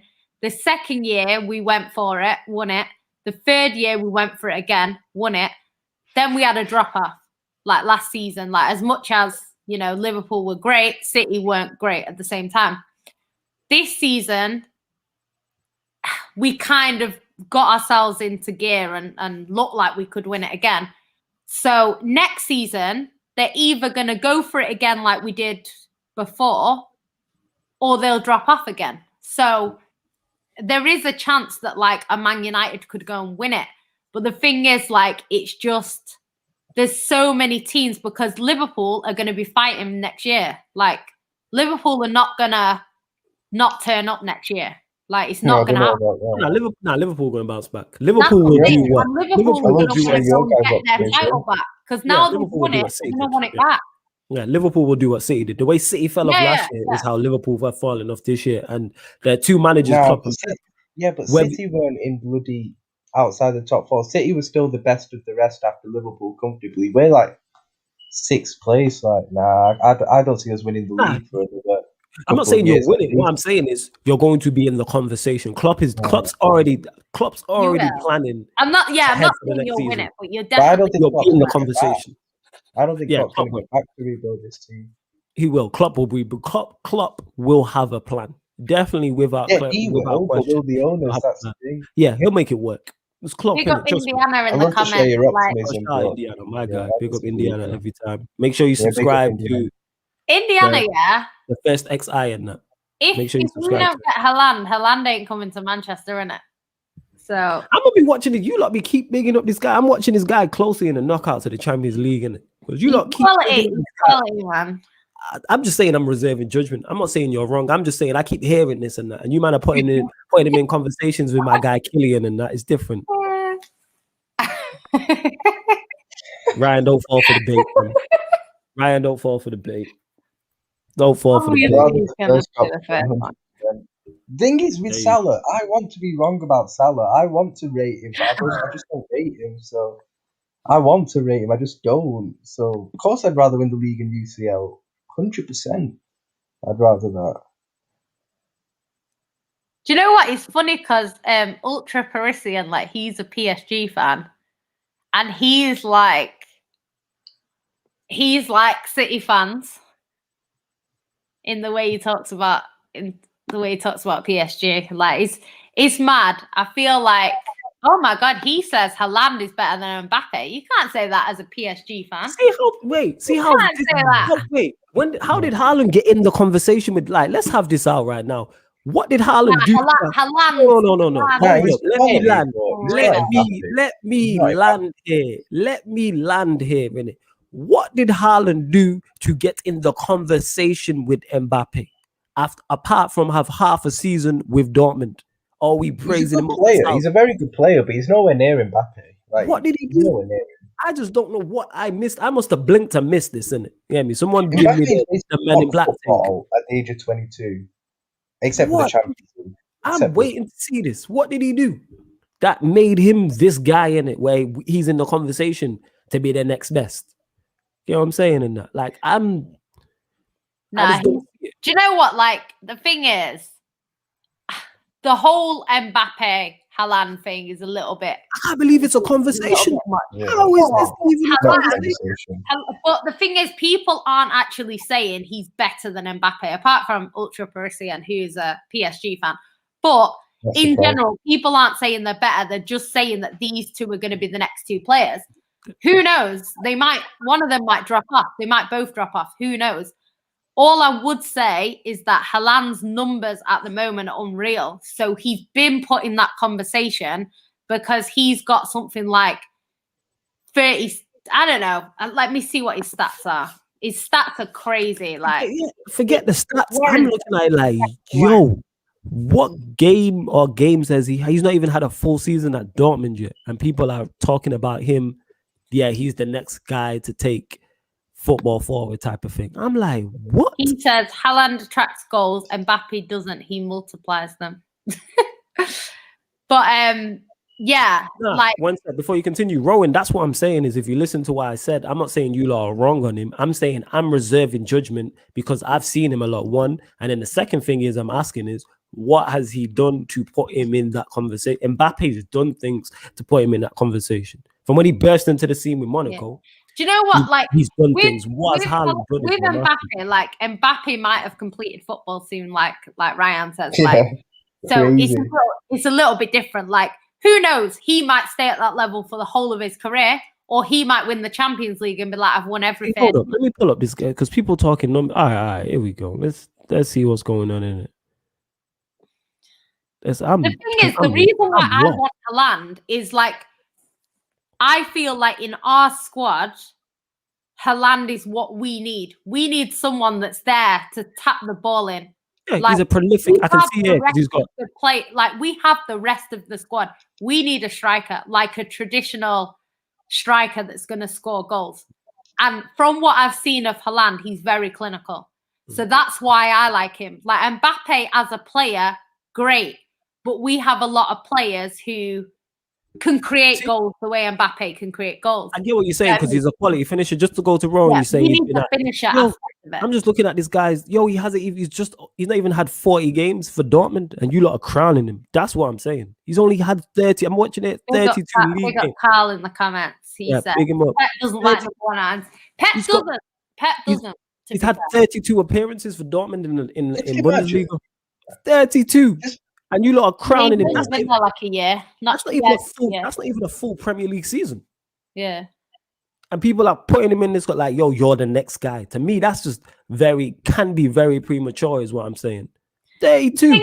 The thing is, though, the thing is, like, it's one of them things, like, at the end of the day, like, Indiana's saying, like, oh, he's gonna come because he played for, Ollie before. Like, the end of the day, like, there's players that have played for Thiago, who went to Liverpool. He'd played for Pep. He'd played under Pep for years. He didn't join Man City. He joined Liverpool. Just a side note, Haaland joined Dortmund January 2020. So he's been there a full year, but he's not had when I say he's not, this is the people in the comments. When he's not had a full season is what I'm saying in it. Like from August to May is what I'm saying in that. Man's played 32 games. No, he scored 43 with 43. His stats are good. That's adding in league. I'm not saying he's not a goal scorer. His goal scoring that can't be argued with. You know what I'm saying? But Lukaku has a 5-goal scoring record. Like, just imagine if Mbappe wins the Champions League this season and then wins the Euros in the summer. He's basically clocked football. He's literally clocked football if that happens. But this is the thing. Like, I would say Mbappe is the better player. But I just say for Man City, if I was creating my own team and I had to choose a player, I would choose Mbappe. If I'm choosing for Man City, I would choose Haaland. Just because we need that sort of player. But Pep, like Carl says in the comments, he doesn't really like that sort of player. So I don't know whether we'll get him. The thing is with what Indiana's saying is like, yeah, he played under Ollie. Yeah, he did play under Ollie, but his dad played for Man City, and it's not just the case of, his dad played for Man City years ago, but like to the point where he was taking his kids across the world to watch Man City play not that long ago. So it's not a case of, oh, I played for them years ago and then I don't go back. You know what I mean? He's still involved with Man City. So it's not for him to go to Man United. It can happen, but I don't know. I don't know. Like, obviously, he has been linked with United. I know that, but they all say that. Do you know what I mean? But yeah, I don't know. And I'm just like I say, reserve. I'm just there looking at Werner's numbers, and Werner had incredible numbers in it. Like, he's a quality finisher. I'm not disputing that. I need to watch him more. So I'm not saying people are wrong. I think it's the way he plays rather than the stats. Yeah, I'm just waiting to see more. Yeah, I'm just waiting to see more. From me doing that 217, people don't understand football. Mbappe is a better dribbler than Haaland.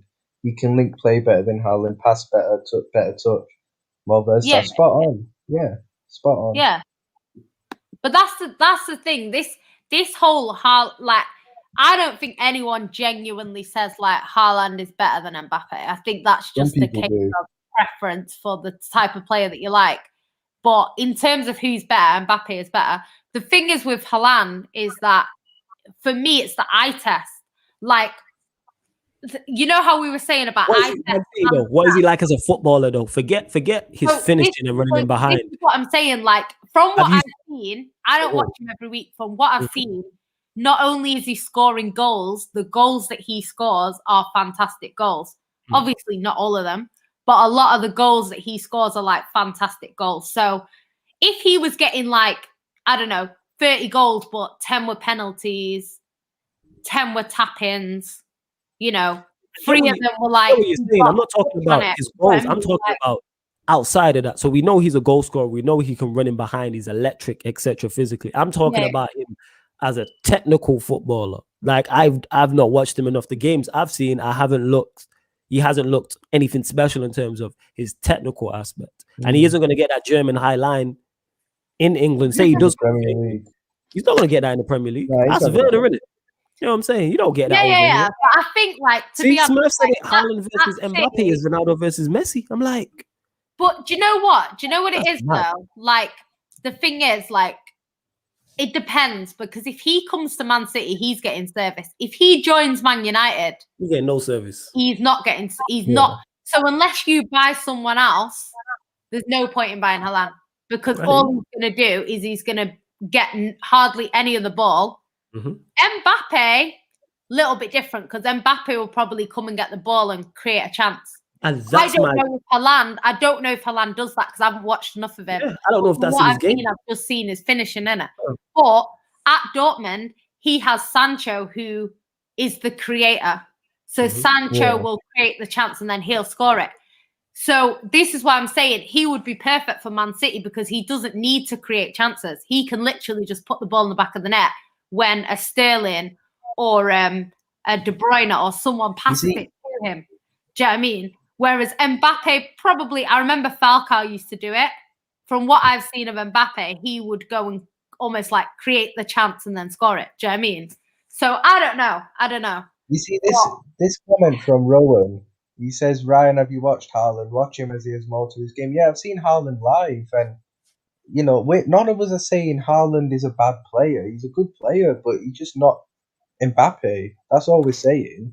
He's just overall game is nowhere near Mbappe's. That's literally all we're saying. You're not saying he's a bad player. Yeah, he's saying that he did do that. Haaland did that. He dribbled 20 yards past Sancho. Sancho passed back. Haaland bagged, also dribbled 25 yards for the goal.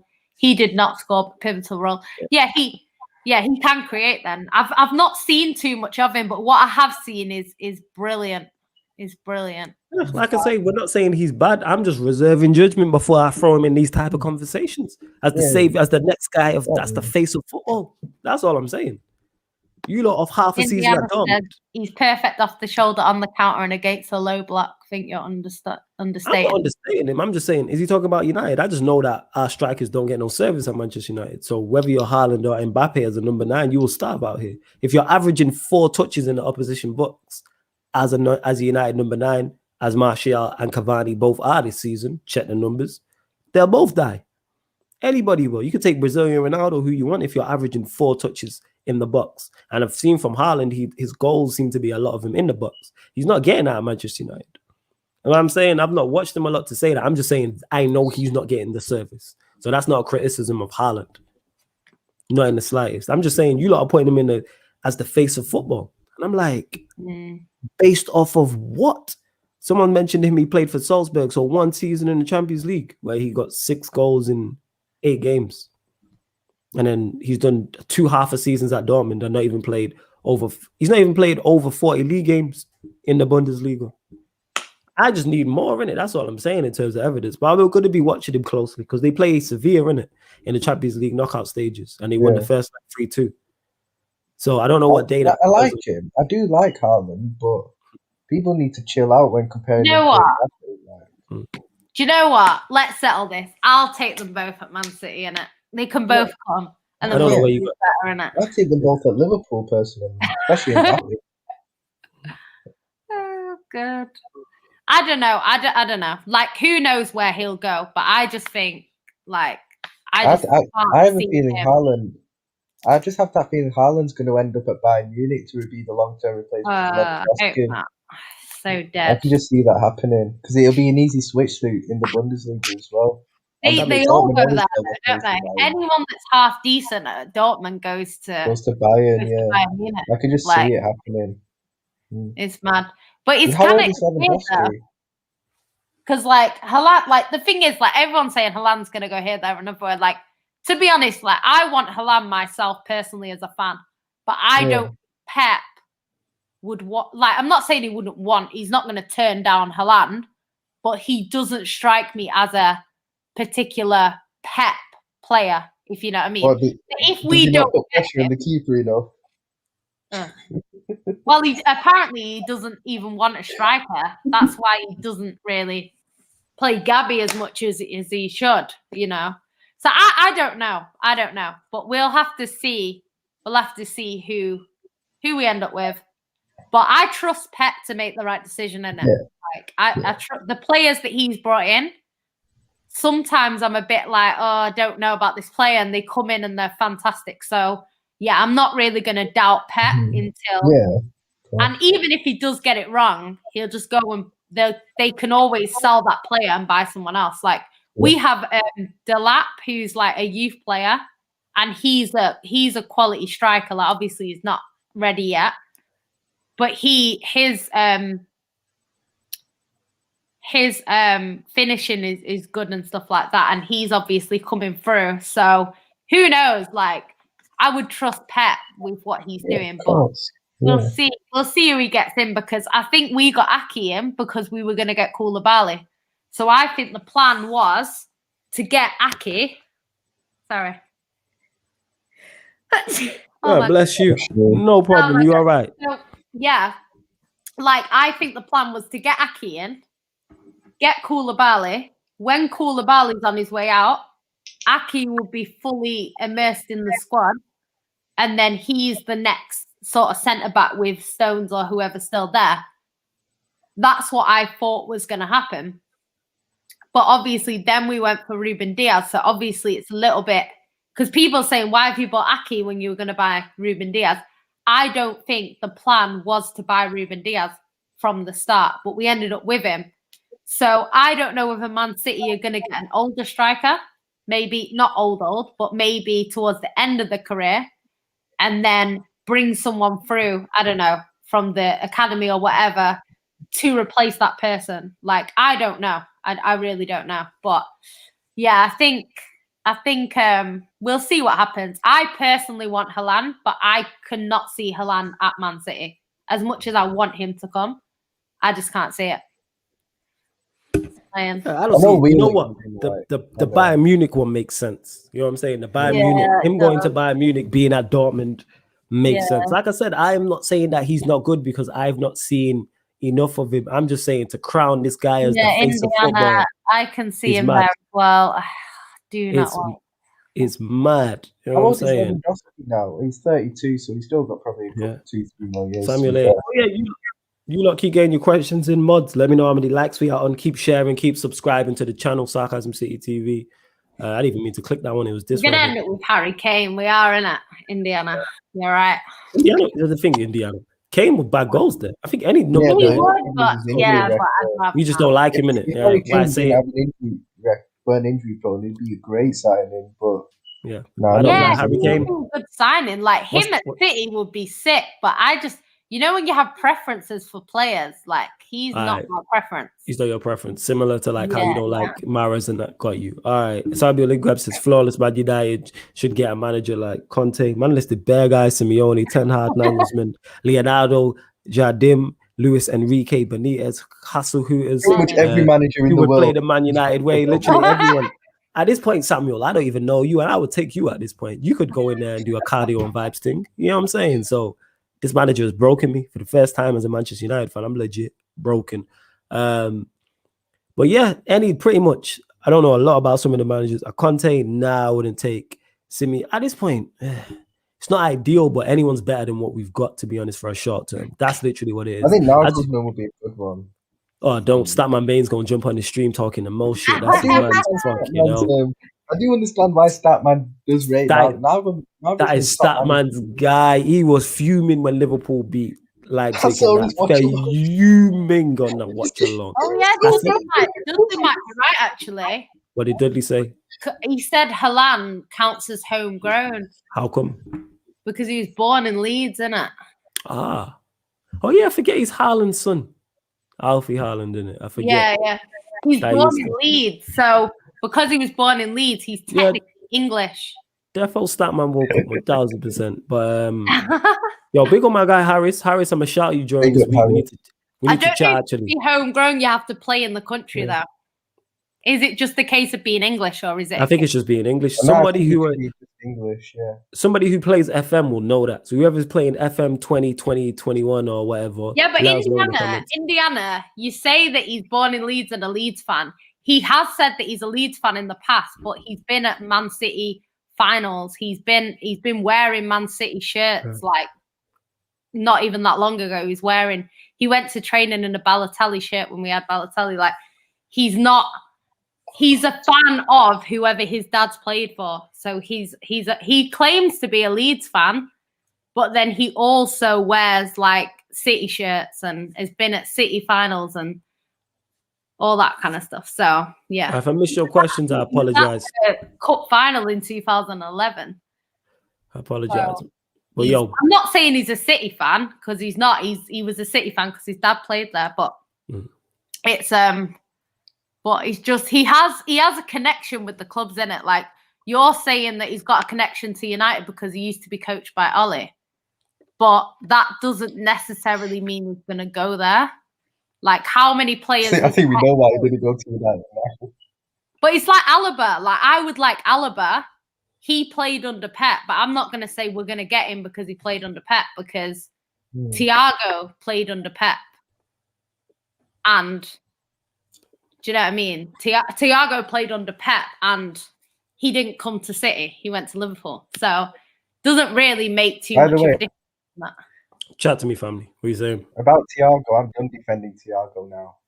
Like, I've been defending him. Let's get into this before you get into this. Big up Harris. Harris, I'm going to shout you, but go on. Let's get into this Thiago slander. Let's go in it. You done with Thiago? All right, let's go in it. You off the Thiago Alcantara bandwagon, innit? Let's go, fam. He's been one of my favourite midfielders over the years, and I still think he's a great player, but I'm done defending him the way he's been playing. Like, I know he's not come into the most ideal situation and he's had an injury and it's his first season, but come on, man. Like, the way he's been playing, he should be doing so. He's one of the elite midfielders in the world. He should be doing better than what he's been doing. Like the way he's been playing has actually been a joke. And then you've got Liverpool fans on social media bringing out the stats on, oh look, he's been really good. The stats tell you he's been really good. He's been crap, and I'm just done defending him. Like I know he's around crap players, but like if you're one of the elite midfielders, you should at least be doing better than what you actually are. Like. No, I've just got that fear that he's just not suited to our system, you know, like. Yeah.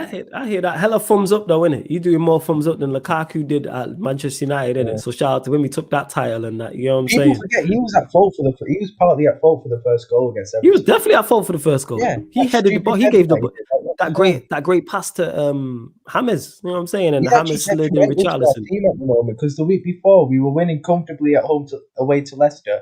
And then he gives away that stupid tackle that results in that free kick for the goal. Like, nah, I think he should be. I wouldn't blame Klopp if he just dropped him, to be honest. Like, I'm done defending him at the moment. I still like him, but I'm done defending him. Right, so he's off the Thiago Alcantara bandwagon. In Indiana, there's a difference between going to a Spurs-Arsenal game. I don't think you wore an Arsenal shirt, did you? Or a Spurs shirt. So it's a little bit more than just going to a game. Like he's not sat in the stands just like watching as a neutral. He was actually wearing whole City stuff. But anyway, Wayne says, guys, listen, Haaland is coming to Chelsea. That's it. Man City getting Martinez. I can't see us signing someone who is 28. I think to replace Aguero. Is Martinez 28? Yeah. What's his face? What's his name? In the Milan.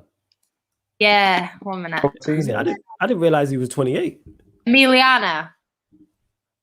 That's bad. He's 28, so he'll be 29 by the time time you buy him and start the season. He'll be 29. I don't see the point in replacing someone at the end of their career with someone near the end of their career, because when strikers start getting to like 30, they start getting injuries. You sure? These lot are saying he's 23. Which one's that? Is that a different one? No, the Martinez that plays for Inter Milan. Inter Milan. Yeah. Are you thinking of a different one? I'm just gonna check. Big up Broads in there as well. Yeah. No, it's Yeah, Yancy out here. Why? I'm like, there's no way he's 28. Yeah, he's 23. He's 23. What's his name? Martinez. Lautaro Martinez. Lautaro. Okay, let me find him. You got he's Emilio Martinez. Is he not the one who plays for Arsenal? No, yeah, he's a goalkeeper. Yeah, he's the Villa keeper. Yeah, you got a goalkeeper. Yeah, you got the goalkeeper. You know. Nah, just because I typed it in, but he came up with the first one and it said his age in it. Yeah, this guy. Martinez. Yeah, I was gonna say yeah. He's a youth. That's what I thought. Nah, yeah, she's on about the goalkeeper since the Bradford. Yeah. Yancy had him there. He can't be that old. He can't be that old. But on the bench from. That's in the stands. No, does he? That's where. Well, Gabby's on the bench anyway now, but does he just leave? If you get another striker? Nah, he won't leave. Do you know what? He's in the stands. Who's buying him? He ain't leaving. Who's buying him? Would you have him? We'll be sitting next to Jan City in the stands. Do you know what? Yeah, the funny thing is, we used to have 4 strikers, and now we have 1.5. We actually have. I'm glad you know it's 1.5. You get what I'm saying? Yeah, the half is Gabby. The half is Gabby. You a quarter in that. You got 1 point. You got 1.25. You know what I'm saying? He's the 0.25 in that. That chance he missed today, garbage. You put everyone. I was actually talking about Aguero. Hey, put some respect on Aguero's name. Remember that shot the other day? Do you remember that shot the other day that went into Tottenham Stadium or something bloody hell? Yo, that hit Yancy. He's been outside. That's where that went. You know what I'm saying? And that went from north to south. You know what I'm saying? Right. That awful shot. Look. We ain't having Gabby slander. Yeah, we are. We'll always have Gabby slander. Yeah, we'll always have Gabby slander for life. For life. This guy scored in a Champions League knockout game, innit?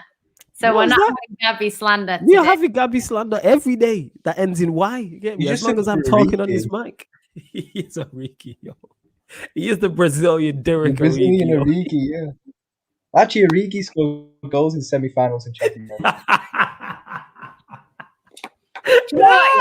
You two keep laughing at actually, Origi doesn't put pressure on the keepers. Yeah, Origi don't put pressure on the goalkeepers and that. Yo, he is just the Brazilian Origi, yo. He is the Samba Origi. You get what I'm saying? And that's what he is. He is the Samba Origi, yo. Oh shit! Woo! Oh, he's definitely not better than ice cold Marsh. Even Martial in his worst season, and that's still close on goals. No. Martial's up here. Yes, UK. Yes, Martial is the French Joe Linton. Nah, he's not. Joe Linton's never scored. Never been a top goal scorer.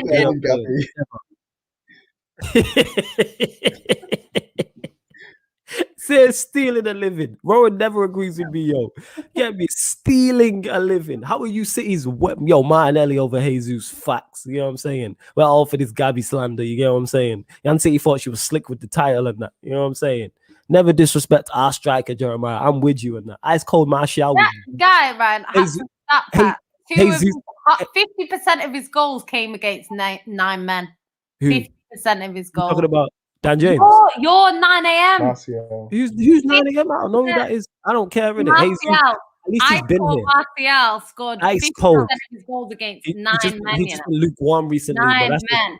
He's got a 14% conversion rate. Yeah, he's been poor this season, but that's Ollie Tax. That's what it is. He's been lukewarm. He's not been ice cold Martial. He's been lukewarm. You see that comment from the Bradford project? What did he say? I remember when Rand scored that. The Samba, what did he call the Copacabana Kevin Phillips and that? I'm going with the Samba Origi and that. That's what that's what he called him. He called him the Copacabana Kevin Phillips. But at least Martial is supposed to be a striker. What you mean? It's supposed to be ultra person. You know what I'm saying? Ollie tax people. The thing is, I only back Gabby because he's not as bad as you make out. Oh, but I'm not saying he's the best striker in it. You actually genuinely believe Martial is a decent player in it. That's the difference. That's a prime Yaya Sanogo over. Get me wrong. Martial is a baller. Get me? He was our top goal scorer last season. Let's not get that mistaken. Nah, I won't even disrespect Gabby. Let's not get that mistaken. He also said Eddie Nketiah is better than him. Nah. He was our top goal scorer last season. No, and you want to talk about no penalties. You know what I'm saying? 0. And he wins more penalties than anyone else. He's won 5 penalties this season. If he takes them, we're having a different conversation. if we're talking numbers. Right, Danny's been asking this question for time, and I need to answer it. It's my bad, Danny. Apologies. If Pep wins the Champions League at Man City without Messi, does that cement him as the best coach of all time? He ain't even 55 yet. What I will say is it puts him in the conversation. It depends definitely. It depends on what you personally, what your preference is and where you label things and stuff like that. Like for me to be different things, like that's what I'm saying. To me, it's a longevity thing. Can you, like, as great as Pep is, look at him last year? That doesn't happen to GOATs. That being said, he has bounced back, but that doesn't happen to GOATs. So what happens when they win, if they win 2 league titles in a row again and they win the Champions League? Can they still remain hungry? Can he rebuild upon rebuilding? People forget that Fergie did that countless times. He built like 6 or 7 great sides. Yeah, but Pep's rebuilt so far. Like, and the whole team is his team, innit? He's done it once. Now, can you do it again? After this team goes in the cycle, can you do it again? I'm not saying he can't. What I'm saying, you can only base it when Pep management career ends. That's literally the only time. So yeah, that's what it is. Do you know what it's mad about Pep? It's little things like Fergie, obviously the best manager that Man United have had, right? He won like what in 26 years? He won what 13 titles? Yeah, 13 leagues. So he won like 1 title every 2 years on average, right? Pep so far, very impressive across his career so far.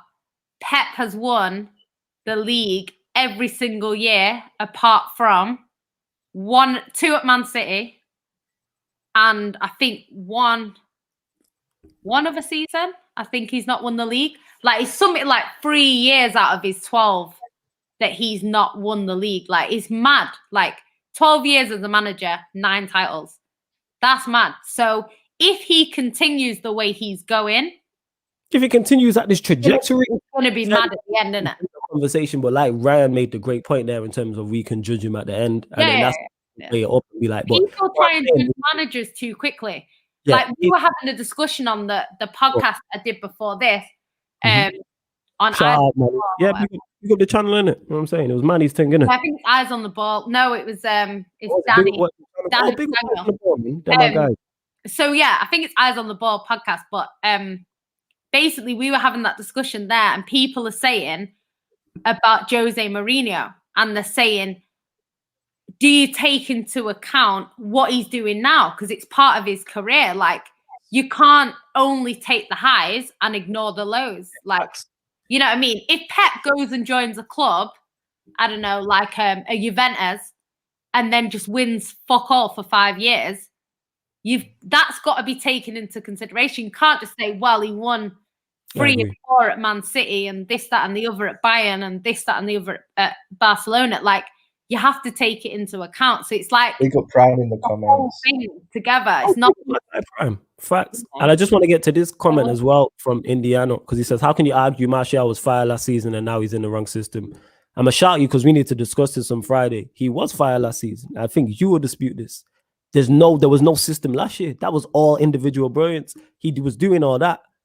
And I was Ollie out last year. You acting like the whole time you haven't met me, Indiana. I haven't been Ollie out. Since you've met me, I've been on this.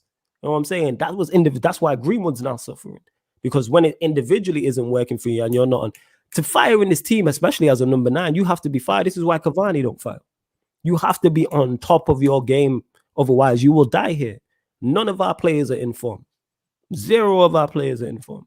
Even Rashford and Bruno, whose numbers are incredible. Them man have incredible. In terms of performances, they haven't had incredible seasons. Their outputs are very much incredible. This is why Greenwood's fell off a cliff also. You know what I'm saying? But again, this comes down to the manager and why doesn't he drop Martial? All roads lead back to the dugout. Drop him in it. I've said this. I don't rate him, drop him. But the manager won't do that because he don't have the balls to do that. He's not good enough to do that. He can't see that a player needs to be. He doesn't drop anybody. And when I say drop, I'm talking about not just you don't start the next game in 20 minutes. I'm saying you're not getting on the pitch. You're not in the squad. But Ollie doesn't do that. But that's your manager, though. That's the thing. Like people. That's your manager. Someone in the comments said about Pep and Eto'o, innit? But it's like at the end of the day, like the top managers will kick out players who are big time players. They're not going to go into a squad and think these players are bigger than the club. They go out and so you've got Pep that got rid of players that people were like, how can he get rid of Yaya Toure? How can he get rid of, I don't know, Ronaldinho at the beginning? Like, how can he get rid of these players? And he did that, and he was successful after. So it's like doing that, he can argue worked because he won things. Do you know what I mean? We've seen it with Fergie. Like, Fergie got rid of Pogba. When Pogba like looked like a good player, he got rid of, like, big managers do it all the time. So the idea that, like, I don't know, maybe Ollie feels like he can't get rid of anyone. Yeah, ask like me the question. If I was before you go, Indiana, ask me the question again because I don't understand what I missed in it. I thought I answered it clearly, but what you want to know further, clear it up. You said he's never stepped up when he's had competition. I think he means, but then. Okay, you don't think he's a striker? I think he is, isn't it? You know what I'm saying? If you're the top goal scorer of a team as a 9, I think you're a striker. He wanted to be a 9 though, didn't he? Yeah, that's even Ollie put him as a 9. Whether he's a 9 is here nor there, innit? This all leads back to the manager that you rate and I don't, innit? But you refuse to criticize him. But it is what it is. Go on, Ryan. Yeah, Prime, I'm tired, man. I was saying, if I was coming as Liverpool manager, like, I'd have no problem getting rid of Salah, and he's seen as like the best player in it because I know it will benefit the whole team. Answer this question, though, Ryan. Yo, Dupe, if I avoided your question, my bad. I apologize. Yeah, that's why I didn't read it. What's the question? It's fair. My bad, Dupe. Apologies. All right, you apologize to Dupe. All right. Yeah, it's Dupe. I'm apologizing too. Do you think Klopp needs to change his style? And if you think so, what formation should he play and why? To be honest, it depends I think this team in particular, like I said, this team has reached the end of its cycle. It's done. Crap players need to go in it. But I think he does need to alter his style in terms of the false 9 doesn't work anymore with that loser up front at the moment. But like, I think I just think it's a case of we need to rebuild the squad basically with new players, and I'm not saying sell everyone, but I'm saying like sell certain players, and I think I've said a number of times who those players are. But in terms of formation, I don't really know what formation he goes with. In terms of, I've never liked us when we played 4-2-3-1 because I don't know, we just don't play well, and I don't want us to go like 3 at the back or something like that because I just don't like 3 at the back. So maybe stick with 4-3-3, but maybe alter your way of playing and you know different patterns of play, different system in terms of, you know, don't play a false 9, play maybe more of a goal scorer there, and you know, get rid of Salah or someone like that. This Salah agenda is going to get you kicked out of the club, love. They're going to be banners saying don't allow this guy in the club, innit? Indiana, if you've criticized him, I apologize. I've just not seen it, but all right, I'm gonna take your word for it. Whether he's a 9, one sec. Whether he's a 9 or a forward is apples or oranges. What I'm saying is that all roads lead back to the manager regardless. But yeah, go on. This guy makes a good point though, Rowan. He says great players reform regardless. Under Benitez, Cristiano scored 33 and 29. Vardy bagged. Wait. Under Benitez? When did Cristiano Ronaldo play under Benitez? Yeah, I don't know. It's Real Madrid for half a season. 2015. Oh yeah, was he at Madrid? Yeah, I remember that. So I'm lost in it. I think what he's trying to say is if you're a quality attacker, you will. Yeah. You can't have. The thing is, somebody made an argument before, right? And it's like, for me, I want to counter argue it because they said that Martial is not in a system, like in a great system. But I actually think the lack of a system, like the lack of strictness in the Man United squad, actually allows people like Bruno to go and score the amount of goals that he scores. Yeah. Because if he's in a system like Pep's telling him to pass the ball. Pep's telling him to, like, I don't know, move around the pitch, and he's not letting him do what he wants. Whereas when I watch Man United, it's like Bruno can do pretty much what he wants. If he wants to play as a striker, he can play as a striker. So just putting this out there, Bruno does play as a striker. People, that's what I'm saying. So what I don't get is if Bruno can do what he wants, why can't Martial? Because he averages 4 touches in the opposition box. That's why He has no service. That's my whole point. No striker. It doesn't matter if it's Mbappe, Haaland. If you're averaging 4 touches in the opposition box and your confidence is low and you're under a manager who's not good enough, you are not going to succeed. Simple as that. So when people say, "Oh, why was he fired last season?" Because there was no Bruno. We play 4-4-2. I agree with this. I agree. We play. Yeah, make sure you subscribe to the First XI's Indiana channel. We play. Yeah, most of the time, Bruno is alongside or above our number 9. So if our number 9 is ahead, if our number 10 is ahead of our number 9, who's creating for our number 9? Rashford don't really create like that. Greenwood's not really creative. Dan James is ineffective. Most of the time, it's Fred and McTominay. It is what it is. Martial, when Ibra and Cavani arrive, equals Martial's 2 worst seasons. Timid. Great players turn it on under pressure. Keenan scores with a run. Ronaldo with Bale, Jota with Firmino, come on flawless. Here's the thing with the 2 worst seasons. Yeah, I think that's factual. They are the worst 2 seasons. Firmino got better when Jota came in. I'm not gonna dispute that. But again, with those things, context matters, and context matters. We're not going to win any. Like tonight, if say for example, Aguero's back now, fully fit, right? Obviously, he's not going to start every single game. But say for example, Aguero, like the next game, he'll probably get like half a game because he's played like 10 minutes tonight. So, he'll probably get like half a game against West Ham. I think is our next game. He'll probably get like 45 minutes or 40 minutes or whatever. If then GABBY plays for 45 minutes next week and he doesn't score, obviously Pep's more likely to take him off and bring Aguero on earlier. Then if he does do that and Aguero scores, the next game, he's not going to start GABBY. He'll start Aguero. So it's kind of like if he doesn't score, he's going to get dropped essentially. Do you know what I mean? And I know we have rotation and Pep likes rotating it anyway, but he's not going to be favourable if Aguero is scoring and he's not. So it's like even tonight, like even though I can't lie, GABBY does tend to score a lot in the knockout stages of the Champions League. Like he scores a lot of his goals for City in the knockout stages of the Champions League. But he knows if he doesn't score tonight, Aguero is probably favoured for the next game or the away leg or whatever. So that when the pressure's on, he's supposed to improve. That's what he's trying to say. And it's true. Most players, they improve when the pressure's on. I get what he's saying, but these things, context matters. So to deal with the Cavani one, man's averaging 4 touches in the box. I'm going to keep saying this also. You know what I'm saying? Secondly, under Mourinho, man wasn't playing as a striker. Man's playing out wide in a Mourinho team. He's playing, and he didn't even start all of those games because it was a question between Martial or Rashford at that point. So that's why I look at that like, oh, it's not. But people always want to bang on because of how he looks and how he moves. It's always on the mentality thing. There's nothing wrong. When he was banging in goals, I've seen it with. Yeah, go on. Martial. Yeah. Whenever we play Manchester United, he's the player I'm most scared of. Yeah, because he's a baller. Exactly. I know he can just pick up the ball 30 yards out, go past 2 players, slot in bottom corner.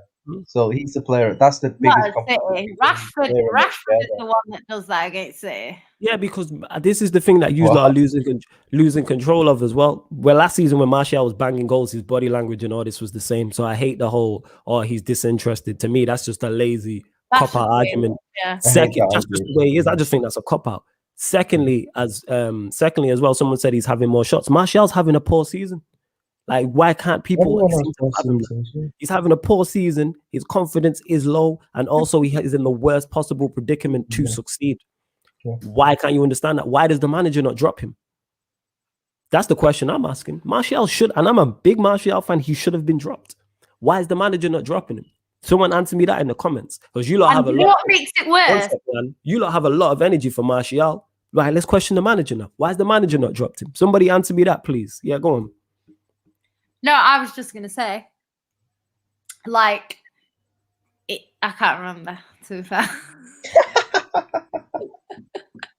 So, yeah, like, that's what I'm talking about when it comes to him. So, right, Indiana, I'm going to shout you anyway, because I got a show on Friday. Yeah, don't put Aguero in the same conversation as Matt. Yeah, obviously he's joking around in that. But Martial has just, like I said, has been poor this season. But yet nobody can answer me this question why he's not been dropped properly. Because you lot don't want to question the manager in that. You lot are quick to try and blame players and throw players under the bus. How's everyone out of form? Greenwood's out of form. Lindelof and Maguire are out of form. Wan-Bissaka's had moments of out of form. The goalkeeper's out of form. Freddie McTominay have had moments where they're out of form. Bruno's in form. Bruno's just doing what Bruno does, putting up numbers. Like his impact in terms of numbers is incredible, but his performances ain't good. But then again, that's a question of what you like. Like Ryan spoke on it. You spoke on it, Jan City, when you have a system in terms of, I'm not seeing enough of Haaland, so I don't know. I ain't seen enough of him in terms of having a system. If Aguero's a manager not finished, Mohammed. I don't think Aguero's finished. He might leave City, but I don't think he's finished. If you have a system in place, you might get less numbers out of Bruno, but everyone else is better. The team output will increase. The team output. You know who Bruno reminds me of, kind of, and this is not a knock to him because I rate the striker highly. No. In a Manchester United sense, he's Van Nistelrooy. Individually cold, Van Nistelrooy is top 2 strikers I've ever seen at Manchester United in terms of just raw finishing ability and that. But Van Nistelrooy was, United were better for Van Nistelrooy than Van Nistelrooy was for United because we didn't win anything with him. I think we won 1 Premier League and maybe a Carling Cup, I think. Someone, I know you lot will quote me on that. But then when he left, we won everything. We won everything. And I'm not saying we should sell Bruno and we'll win everything. What I'm saying is it's about team as much as it's about individual output. And Bruno's individual output is mad. You know what I'm saying? Rashford's individual output has been crazy this season. It's team output. But this is what I'm saying, because a lot of people were saying to me like about this player in Pep's team, blah, blah, blah. And it's like some players Pep wouldn't have. Like Pep looking at Bruno wouldn't like what he's. And it's not because Bruno's not a good player. Bruno is a good player. But with Pep, he likes play. One, the minute he gives the ball away, he's coming off. Like, if he's given the ball away, the amount of times that Bruno gives the ball away, he's off. The Pep ain't having that. You should see the way Pep kicks off when anyone gives the ball away. Like, he's not going to settle for that. Because it's a crime, isn't it? The way Pep is a crime, like you give when you give ball away. The way he plays, it wouldn't fit. And I'm not saying Pep couldn't take Bruno in and make him fit him into the squad. He probably could. But what I see from Bruno, Pep wouldn't like. I know Pep. I know what Pep's like. Like, I sit there and I can hear him screaming at the players when they lose the ball. Like, he'd rather have a Rodri where he does what he says on the tin and he just passes it round successfully. He'd rather have that than someone who, yes, goes and scores goals, but then the rest of the gameplay is kind of for themselves. Do you know what I mean? He likes the team to play. And to be honest, like, if you watch City, when it works, we're unplayable. It's something else. When everyone is passing the way they need to pass and everyone is in the right position. And see, this is what I'm talking about. So Indiana says, I will question the manager every time he's actually at fault. Can't blame him for Martial when Martial was outstanding under him last season. But Martial's been poor this season. You've said yourself that Martial should be dropped. I'm saying Martial should be dropped. That's something we actually agree on. So when the manager doesn't do it, why is he not at fault for not doing that? Someone explain that one to me. I don't understand that, Indiana. To me, that doesn't make sense. I'm lost to that. That sounds like your Oli bias coming into it, to be honest. Because he's at fault. Yes, he was outstanding for him last season. This season, he's been poor. Oli has yet to drop him. Why is he yet to drop him? Because Oli relies on individual brilliance because of his lack of a system. And the fact even an our form Martial can produce something. That's literally what it is. Glazers out. I don't know why you're talking about Rashford taking more shots than Martial. That's not my point. Like, I've not said Martial has had more points than Rashford. You know what I'm saying? This is what I say about Bruno. Like, this is why, like, it's just what he's doing for Man United. You can't. Hey, look for this. Sorry to cut you off. Big up for subbing, man. Make sure you subscribe and that. Yeah, I'm not saying Bruno's a bad player. I just say that for City, it wouldn't work. Like, for what he's doing for Man United, it works perfectly. But for City, it wouldn't. But the thing is, like, Harris is asking, will we take Martinez? I don't actually know who he is. I don't watch. From what I've heard from people who watched him, I don't know who he is. He's like Aguero 2.0. This is what I've heard. Yeah, that's what I've heard. But so I just off that, because people I know have watched, I know JV is a big watcher of him. I think Aaron's watched him. A couple of my dons have watched him. I would take him. Yeah. Actually, that being said, I can't say that. If United bought him, I wouldn't be I wouldn't be mad at it. I'm open to it. That's what I'm saying, because I don't watch these players outside the league. I trust Pep to get the right player in, innit? Yeah. I trust Pep I trust the club, to be honest, not even just Pep.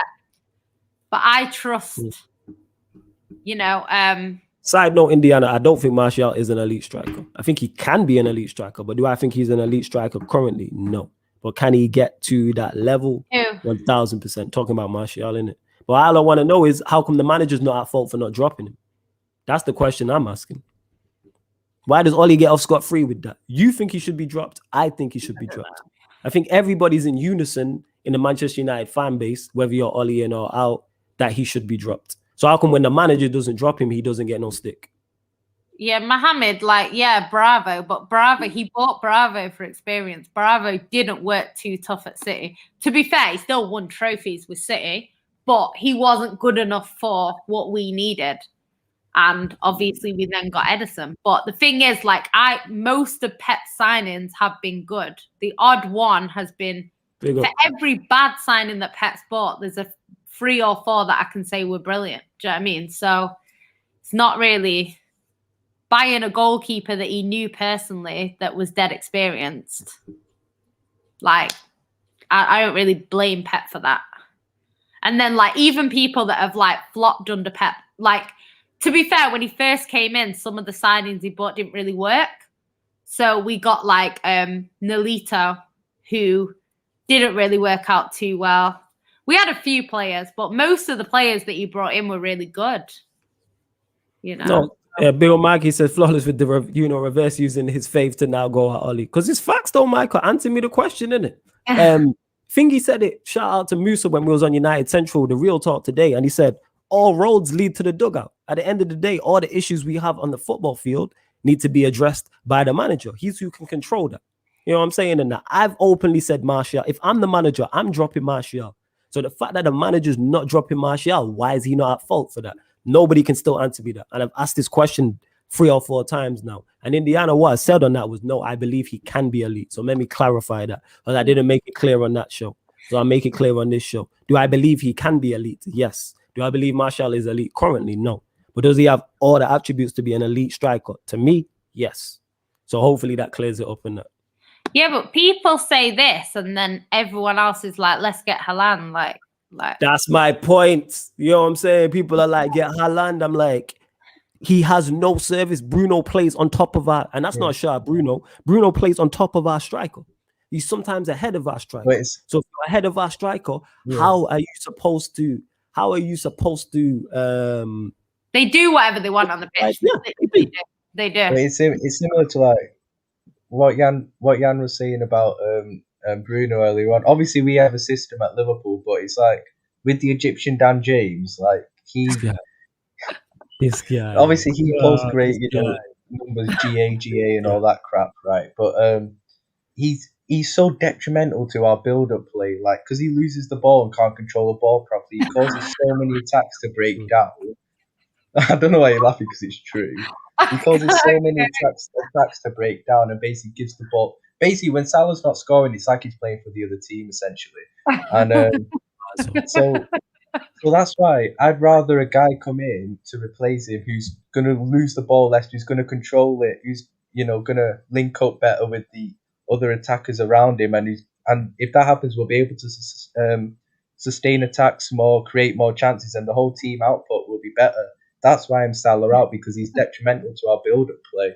Yeah, he gets all these numbers. Can I just say, Harris made a great point earlier on, right, about the fact that if Bruno was under a good manager, he'd if Bruno was under a good manager, his GA would be less. But it's like with Salah, Salah this season, Salah's 2 best seasons at Liverpool in terms of GA will be this season and his first season Please remind me what we won in those 2 seasons again. Oh yeah, nothing. Whereas in these 2 least GA seasons, we won a Premier League and Champions League. So GA doesn't mean everything. Do you know what though? What I will say is people in the comments, right? Like, just watch football, innit? It's not hard. There's a TV there. Yeah, fact. Let's get to this. He says, why the coaching staff asking him to move on the pitch at 25-year-old pro player international? But context matters to this Indiana. So why were they asking him to move? What were they asking him to do? Come short? Spinning behind? Like, there's so much more because I don't know. And that being said, if he's not moving and not doing what you want to do, why don't you take him off? If I'm a coach, if I'm a manager on the pitch and Ryan's on the pitch and he's not moving and he's not telling me what I want to do, take him off. Did we not just see Thomas Tuchel sub Callum Hudson-Odoi, who was a sub, because he wasn't doing what he wanted him to do? You know what I'm saying? I didn't watch the game, so I don't know if it was harsh or not. I don't fully understand what a counter press is, etc. So I don't know if he was. He said his attitude, so I don't know what he asked him to do, that Callum. But I'm saying, make your mark. You know what I'm saying? All roads lead back to the dugout, to the manager. If I'm asking him to move, I am pulling him off because you're not doing what I need you to do. So, and still nobody's asked me why he's not dropped this man who's been out of form. Somebody please answer me that, in it, because that's all I'm hearing in it. I'm not hearing no responses in that. I will answer to that question. Okay.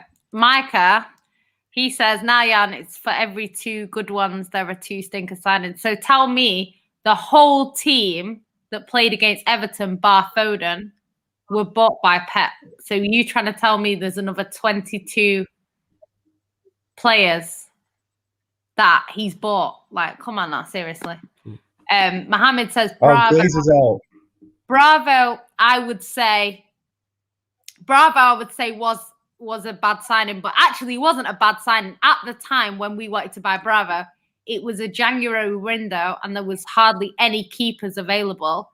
So he went for the one that he knew had the most experience. And apart from winning us a trophy or 2, he didn't do much else. And then he left, which is fair enough. Gabriel, as much as people slander him, like, he works in our system. So what Pep wants him to do, he does, which is why he plays so much. Do you know what I mean?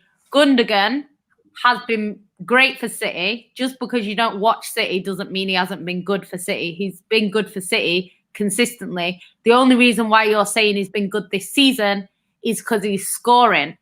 And there's a lot of goal and assist merchants that think you're not a good player if you don't score. What Pep wants the City players to do, and this is what I was saying before, when it works excellently. Like, everything, Rodri is not the best player on paper, but he is perfect for Man City because he works in our system. Do you know what I mean? GABBY is not the best striker. He's not the most clinical striker by any means.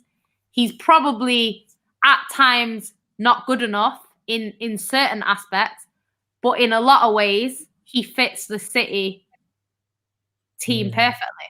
Do you know what I mean?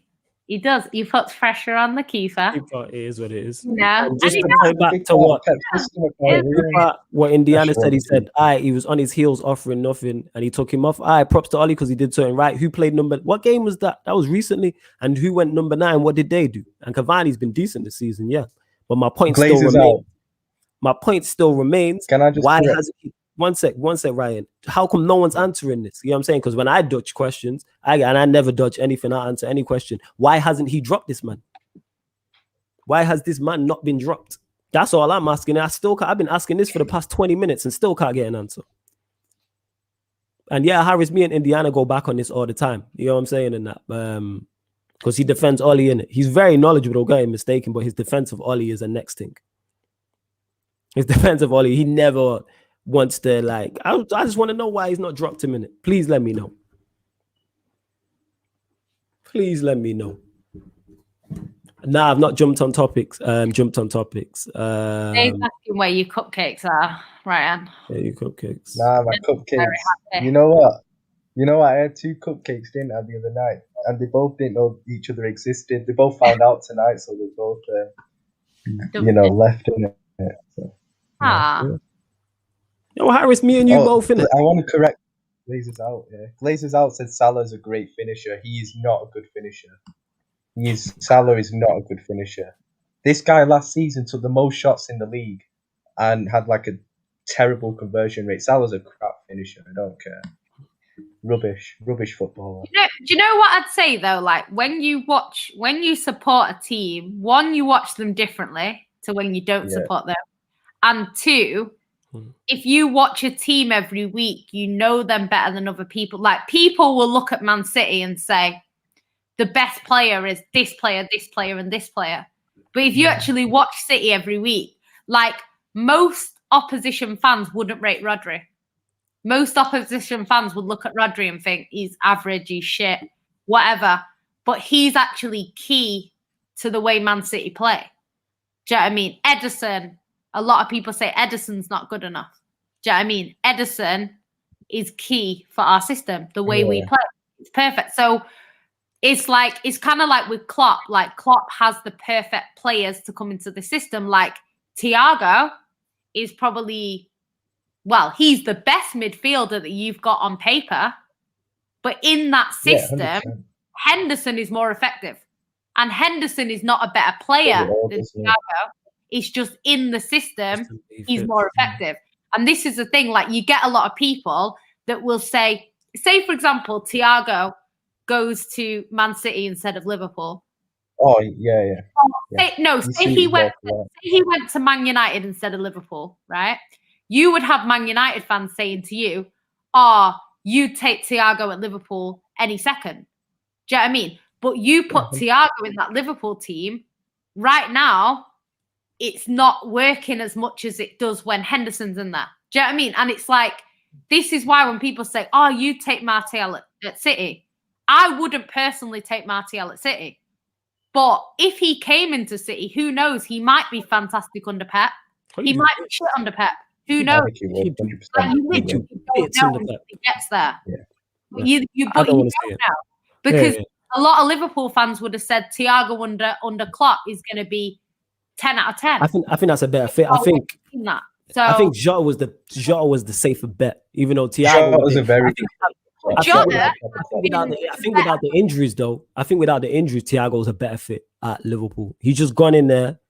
The injuries haven't helped, and then the midfield's changed. You get me, around him and that. Because if he's in there with Fabinho and Henderson, with Van Dijk and the rest of him, I think Probably. I think he's doing miles better. But there's no Henderson. Thiago should still be doing better than what he's doing. I think his issues at Liverpool have been more about the, like you're saying, like the not, because without Henderson and Fabinho and everyone in the midfield, you need him to create chances. That's what you need him to do. So it's like Gundogan now. De Bruyne's out, so Gundogan is literally having to get forward and create more chances and score goals. And that's what he's done. Do you know what I mean? If Gundogan didn't do that, or Bernardo Silva didn't do that, like at the start of the season when it wasn't really working, that's when City were told that, they're not good enough and all this stuff because they weren't doing what they need to do. Now they're doing what they need to do. It's not a problem. Like De Bruyne being out has not been a problem. I thought when De Bruyne went out, shit.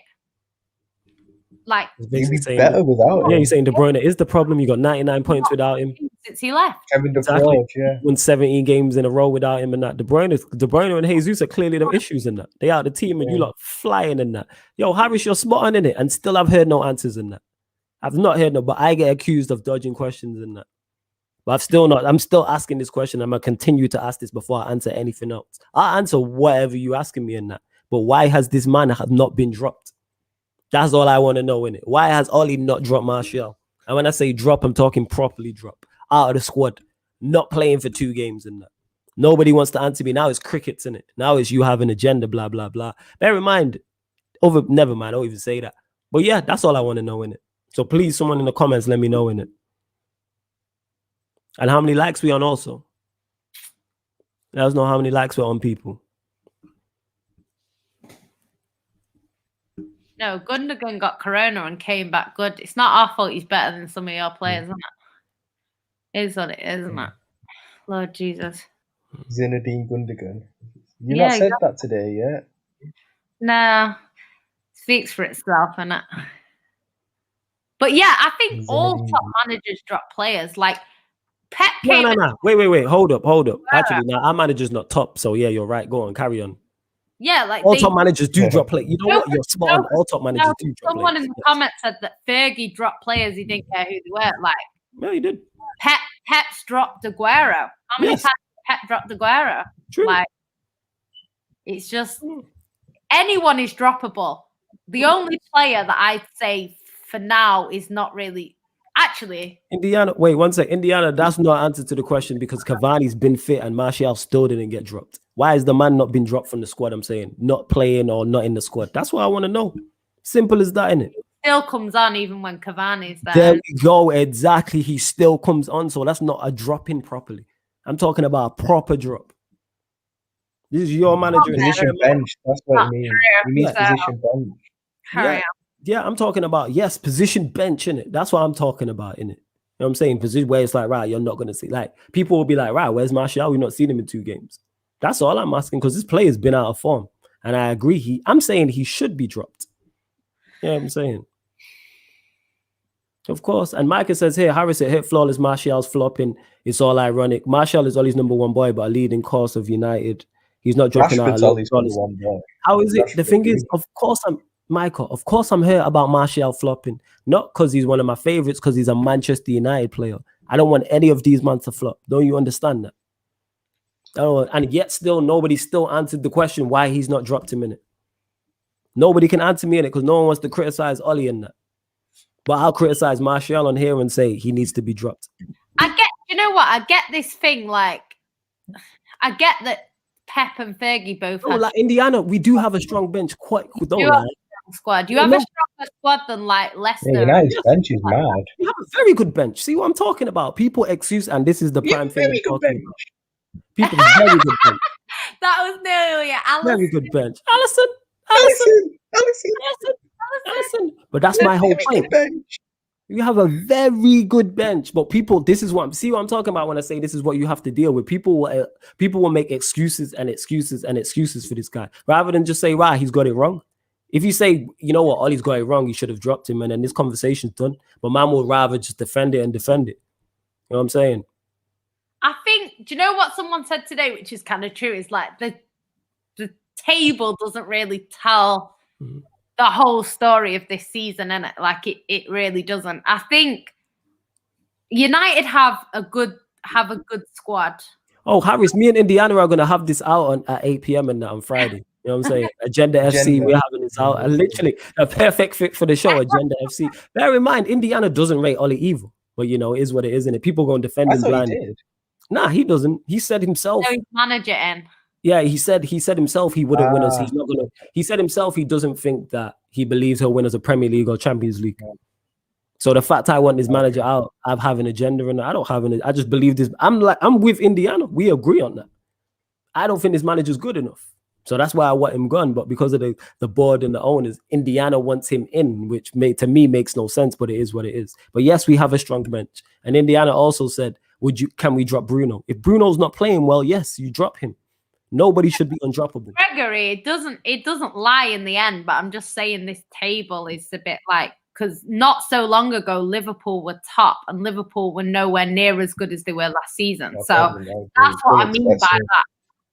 I don't mean like City have been decent this season, not great. Like we've been decent, but there's been seasons where we've been better than this and not been 10 points clear. Like there's been seasons where like that 11-12 season, City were like blowing teams away in that season. Like this season, don't get me wrong, we've got better recently, but we've not really been blowing teams away. Like apart from beating Burnley 5-0 and stuff like that, we've not really done that. So I don't know. Like that's what I mean by the table doesn't say the whole story. We've had better seasons and been in a less favourable position at this time of the year. So that's just all I'm saying. So yeah, and someone also mentioned, does it not show he's not doing well with a number 9, non-scoring number 9? Oh, well and good, but what are we winning? We ain't winning anything. You know what I'm saying? We're 10 points off. What are we winning? You know what I'm saying? We should be closer to City. That's the thing, though, because it's like the question is like, would you rather finish third? Say you finish third, because let's be honest, like Leicester might be in third position, but aren't they on the same points? Yes. So say, for example, finish third, but don't win anything, and then Leicester finish fourth or second and don't win anything. Like, it's the same thing. You might get a little bit more money, which you get anyway. Like, it's, I don't know. Like, for me, I would just rather I would rather win something, as long as you get top four, obviously, because top four is important. But I'd kind of rather win something than like, I don't know, say I got to a Champions League quarterfinal. Like, who cares the year after? No one cares. Indiana, this is fantastic. So try to think logically. The board won't back any manager. I just need to see one of these managers' sides fully built instead of a side built over 5 managers. Let's build, then we move. I'm with that, just not with this manager, because I don't believe in him. I don't understand why. You get me? Like, I don't believe in him. You don't believe in him. You don't think in 5 years we can win a Premier League or Champions League, unless that's changed. You, last time we spoke about this, you said you don't believe. Neither do I. So why have we got this guy at the helm that neither of us believe in? Neither of us believe in. Go get somebody who we believe in. Or just go get somebody better is what I'm saying. I'd take anyone at this point. I would have took Tuchel, and I'm not even a fan of him. I'm not even a fan. Ten Hag, whoever, Nagelsmann, I'm not sold on any of those 2 guys. I'd take them. I'm not really sold on anybody who's available, but I would take anybody. Like, with managers, like people. Red Dead says flawless. Do you think United have a slight chance of that still in the title race? No, the titles. Go back and watch Q&As when United were top of the league and see what I was saying. Title's done anyway. See, you got it wrapped up. Not a prayer. Technically, you're still in it. Not a prayer. Mathematically, you're still in it. Got it done. It's over. Yes, mathematically, it's there. Get me. Even if that was to shorten a bit, do you really trust United to be able to better City's results? You know what? That's what I've said. That's what I've said all season. Even when we weren't 10 points clear, I said that I can't see City dropping more points than Man United. Yeah, that's what I thought, and it's looking like that might be the case. But Micah said here, but flawless is not 2 seasons deep yet. Less time than Haaland. Yet you say Haaland only just getting going. What do you mean he's not had 2 fully? You don't need 2. But again, context matters. You're comparing a manager to a player. Somebody said here, Bradford, he answered the question for me. He said, how could you not have a set style of play over 2 years into a tenure? Doesn't make sense. That's all I'm asking. How can you not know your best formation, best team or anything after 2 years? Like, how's that even possible? My point. Okay. You know what it is? Point. Like, the problem is, it's kind of like, it's the same thing with Lampard. Like, when a manager has not done anything before, it's harder for people to have faith. Like, when Klopp came in, Klopp didn't win with Liverpool straight away. Like, he came in, but everyone saw what he did at Dortmund, so they were like, okay, we'll give him some time. We'll give him his players. And then he started winning. Do you know what I mean? But like, everyone was seeing what he was doing at Liverpool even when he wasn't winning. Yeah. He was making progress. Yeah, but it's like City when we got Pep, and everyone was saying, "Oh, Pep's gonna flop in the Prem," and like he came in and like you could see what he was trying to do, and it just wasn't working, and everyone was like, "Oh shit, is Pep? Maybe Pep can't do it in the Prem."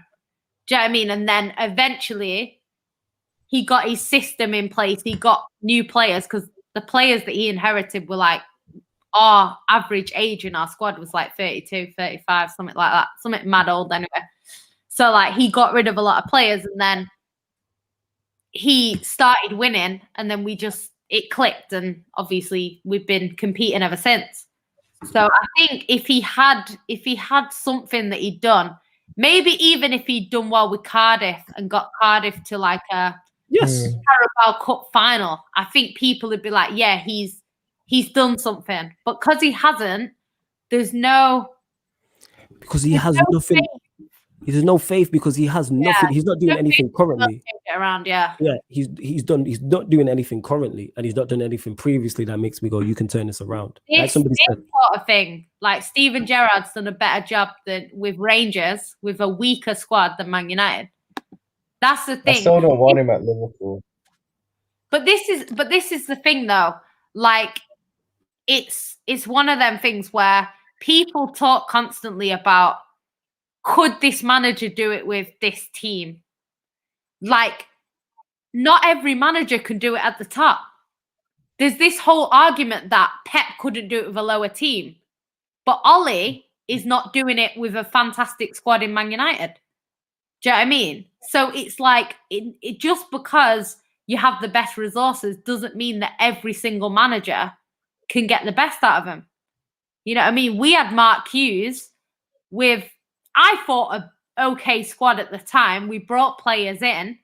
Mark Hughes wasn't doing anything with us. We didn't even get top 4. He left. We got Mancini, and we started actually progressing. So not every manager can do it at the top, as much as not every manager can do it at the bottom. Not every manager can do it at the top. And that's just the reality of it. Do you know what I mean? Some managers can do it in both. Like you sort of, Ancelotti looks like he might be doing it, even though Everton aren't a bad club. I just think he looks like he can do it kind of everywhere. But we'll see. Do you know what I mean? But yeah, I don't know. I just think, I can't see Ole doing anything better. No one believes this. And here's the thing. Indiana says, Doddy was terrible last time out, and he done what Flawless said. He should have took him off, dropped him next game. We need to build a system. We need to build for a system. 5 managers, player managers buy for a system. That's facts. Here's the thing. You can't drop someone who's not in your first 11. How do you drop a player who's not in your first 11? If he's a squad player, you can't drop a squad player. Martial is a first teamer because he's played however many games. But that's my point, isn't it? Just say that Ole got it wrong, innit? And we keep it moving. But it is what it is. Yeah, but Micah, these people saying that Mancini got Aguero, why can't Ole go and get an Aguero?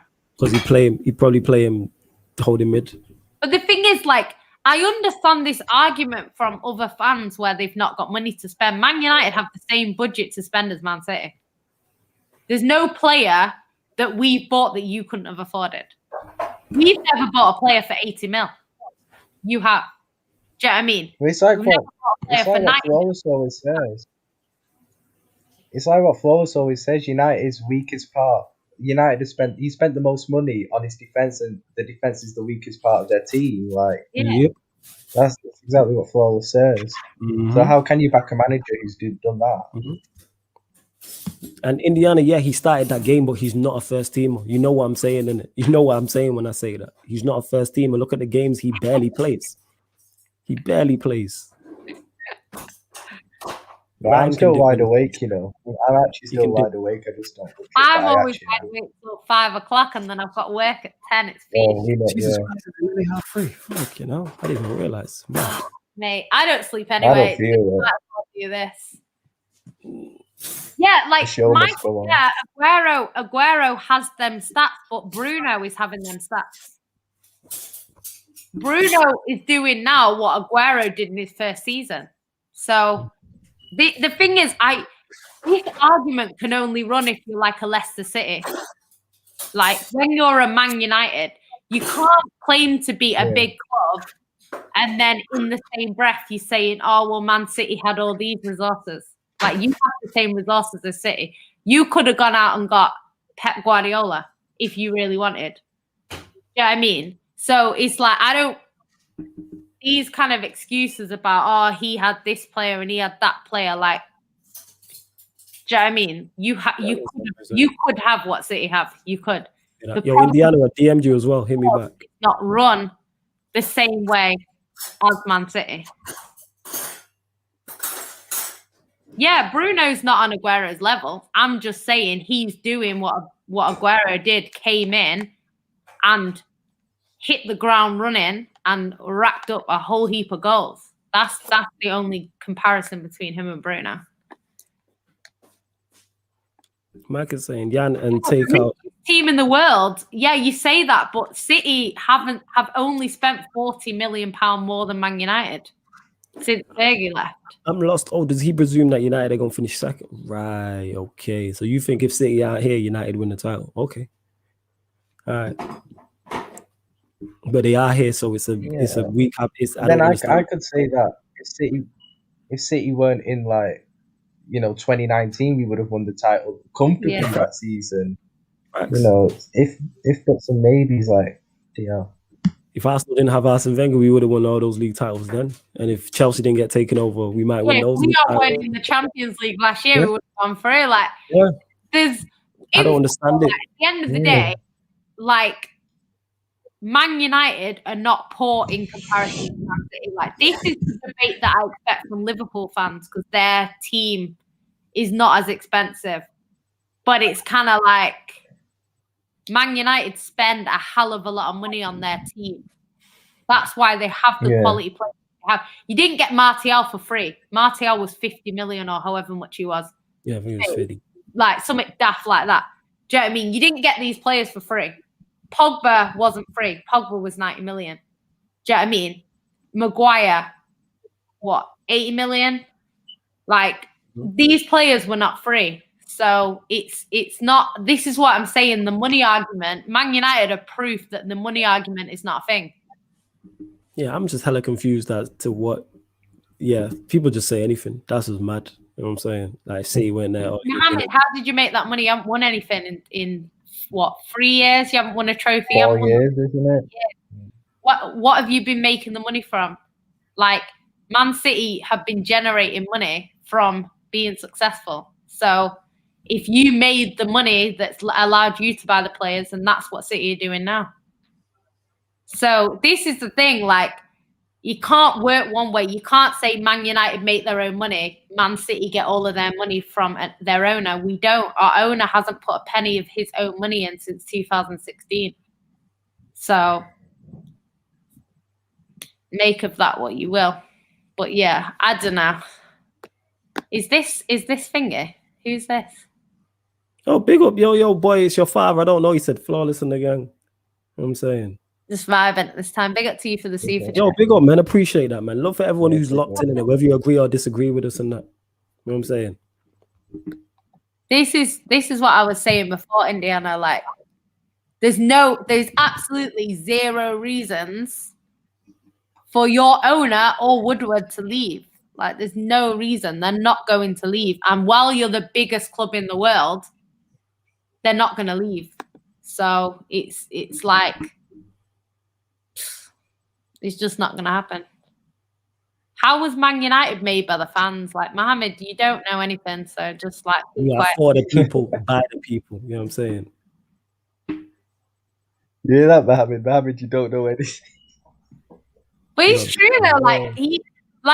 You know what happened, in years ago, right? There was this other club called Manchester Central, right, that wanted to take over.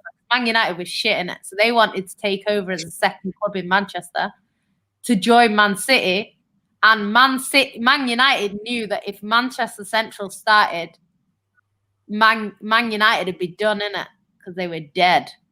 So Man United. Hey, listen that. You are saying that with too much happiness in your face. No. I don't care if it's true or not. The happiness is what's bugging me. The big smile is what it's 3:30 in the morning. Yeah, look at you, hella happy and that mouth open. Look how look how happy she is. She's all the Christmas is coming at once. Yeah, look at her. Smile on her face, a massive smile on her face. Showing all 32 teeth. All 32. This team, tried to take Man United out of the game early, innit? Man City, being the nice, kind, lovely team that they are, decided, you know what, we're going to back Man United. They were here. Let's complain. So they all complained. Man United complained. Man City complained. And Manchester Central got shut down. And Man United. So Man United only exists because of Man City. And that is a fact. So don't come with for you in the comments. Man United are the best team ever and blah, blah, blah, blah, blah. And Man City are not in because you wouldn't be here without us in it. So thank you, lucky stars. It's like slagging off your mum. You don't slag off your mum in it. Hey, I don't know how that still. I give my mom nothing but bad shit and that. Yeah, I never give my mom shit. Nah, dude, my mom was always. You know, he thinks to his mom, Ryan. It's so disrespectful. Like, she's disrespectful to me, but let's not go there. Like, she's a nice lady. To you, she's nice. It's true. It's actually true. And you were dead at the time, innit? I'm not talking about now. You're not dead now. Hey, look at the happy. She talking about this. Yeah, Mohammed is going for you in the comments. So funny. Yeah, Mohammed's always coming for me because his team are dead and he's got nothing else to say than to come on the comments chatting shit. Hey, Mohammed, wait. Yeah, were you alive the last time you won a Champions League? Jesus. Yeah, I'm running with that. I love that. 12. And Man United, when did you last win the league? When did you last win the Champions League? What year was it, Flawless? 2008. 2008. Were you born in 2008, Mohammed? Oh, I thought he was talking to me. Then I was definitely born in 2008. I was 25. You know what I'm saying? He sounds like he's about 12 or 13. Yeah. So he probably was 12. And we weren't dead before 2008. It's just you don't. The thing is, yeah. Before you go, I just want to say love to everyone showing us love for going this late, innit? Like I see you lot in the comments and that. So big up to everyone, whether we agree or disagree. Love to you lot. Oh yeah, Indiana will be on Agenda FC at 8 p.m. Friday. So tune in for that one because that's gonna be good. Myself and Indiana. Yeah, man. Big up Bradford Projects. I swear flawlessly of Yo, everyone, make sure you hit the subscribe button. Everyone who's locked in right now, hit that subscribe button and that. Nah, I'm not nearly 40. I'm joking in it. And the only thing I'm 40 on is on a scale of 1 to 10. But you nicked my joke. You nicked my. By the way, guys, just remember that I said that Flawless said he'd take it as his own. Yo, I gotta give credit. I give props. Jackson, I give it props. That's Ryan's joke. You get me? That's why. Yeah, man. Of course. Funny. Do you know what's funny, right? Do you know what's funny, right? One, people like come. Oh, they break financial fair play. Financial fair play, right? We broke financial fair play, whatever they want to say it, right? So we got found guilty. We went to court. We got found not guilty, right? So what you might say is that we're still guilty. If you say we're still guilty, that means that you're saying you're UEFA are corrupt. If you're saying UEFA are corrupt, then why do you care about financial fair play that was created by UEFA? You know what financial fair play is? It's basically what happened is when owners started buying teams, they realized that the teams that are traditionally at the top were being threatened by the likes of PSG, by Man City, by Chelsea, by everyone else. So what they did is they decided we don't want people to overtake us. So they created financial fair play to make out like they were trying to save teams going out of bankruptcy and all that stuff, which hasn't happened because teams like Bolton were going under. Do you know what I mean? There's teams that have crashed because of financial fair play, hasn't saved anyone. So the whole point in financial fair play hasn't happened. All they've done is try to stop people like Man City investing in their own business. So basically, for the people in the comments that are a little bit slow, sorry, but you're just dissing our audience. Friggin' hell, man. Jesus. You're just dissing the audience. It's basically. We apologize on behalf of Man City. Yeah, we'd like to apologize on behalf of people are sending me in it, so they're getting cussed out. So it's like you winning the lottery and someone saying to you, "Oh no, you can't buy a nice car because your neighbor's only got a Ford. So, you know, you keep the Ford that you've got. Don't buy a nice car because it's not fair on your neighbors. But then your neighbors go and win the lottery and they're allowed to buy whatever car they want, but you're not because before you won the lottery, your house was only worth 100 grand. So you're not allowed to buy a nice car, whereas their house was worth 500 grand. So when they've won the lottery, they're allowed to buy a nicer car. It's a load of bullshit. If you've got a business and you want to invest in your business, you should invest in your business.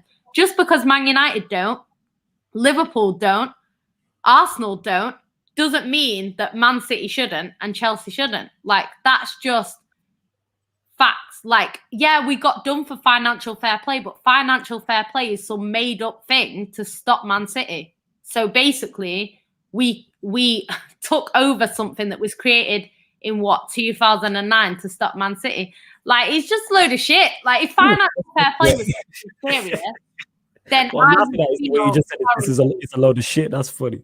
Yo, Mohammed in the comments, if you're gonna go for Jan saying Jan loves a corrupt team, at least spell corrupt right. So no instead of a U. It's all right. Let's get to this. Danny DeRito says top 5 biggest clubs in the world. Real Madrid. Yeah, Real Madrid, Manchester United. Man United. I think you got to throw. Unfortunately, you have to throw Liverpool in there. Very unfortunately. In terms of support, we're definitely up there. Yeah, it depends what you're talking about. Here's the thing. All right, let me expand on this, and I want to get both of your thoughts on this because everyone's is different. What determines a big club? Fan base is a big factor. This is the thing, because a lot of people will say a big club is to do with the fans, the fan base, success, consistency in terms of being at the top level, sort of to do with finances, like financially, thing, and Bayern Munich, yeah.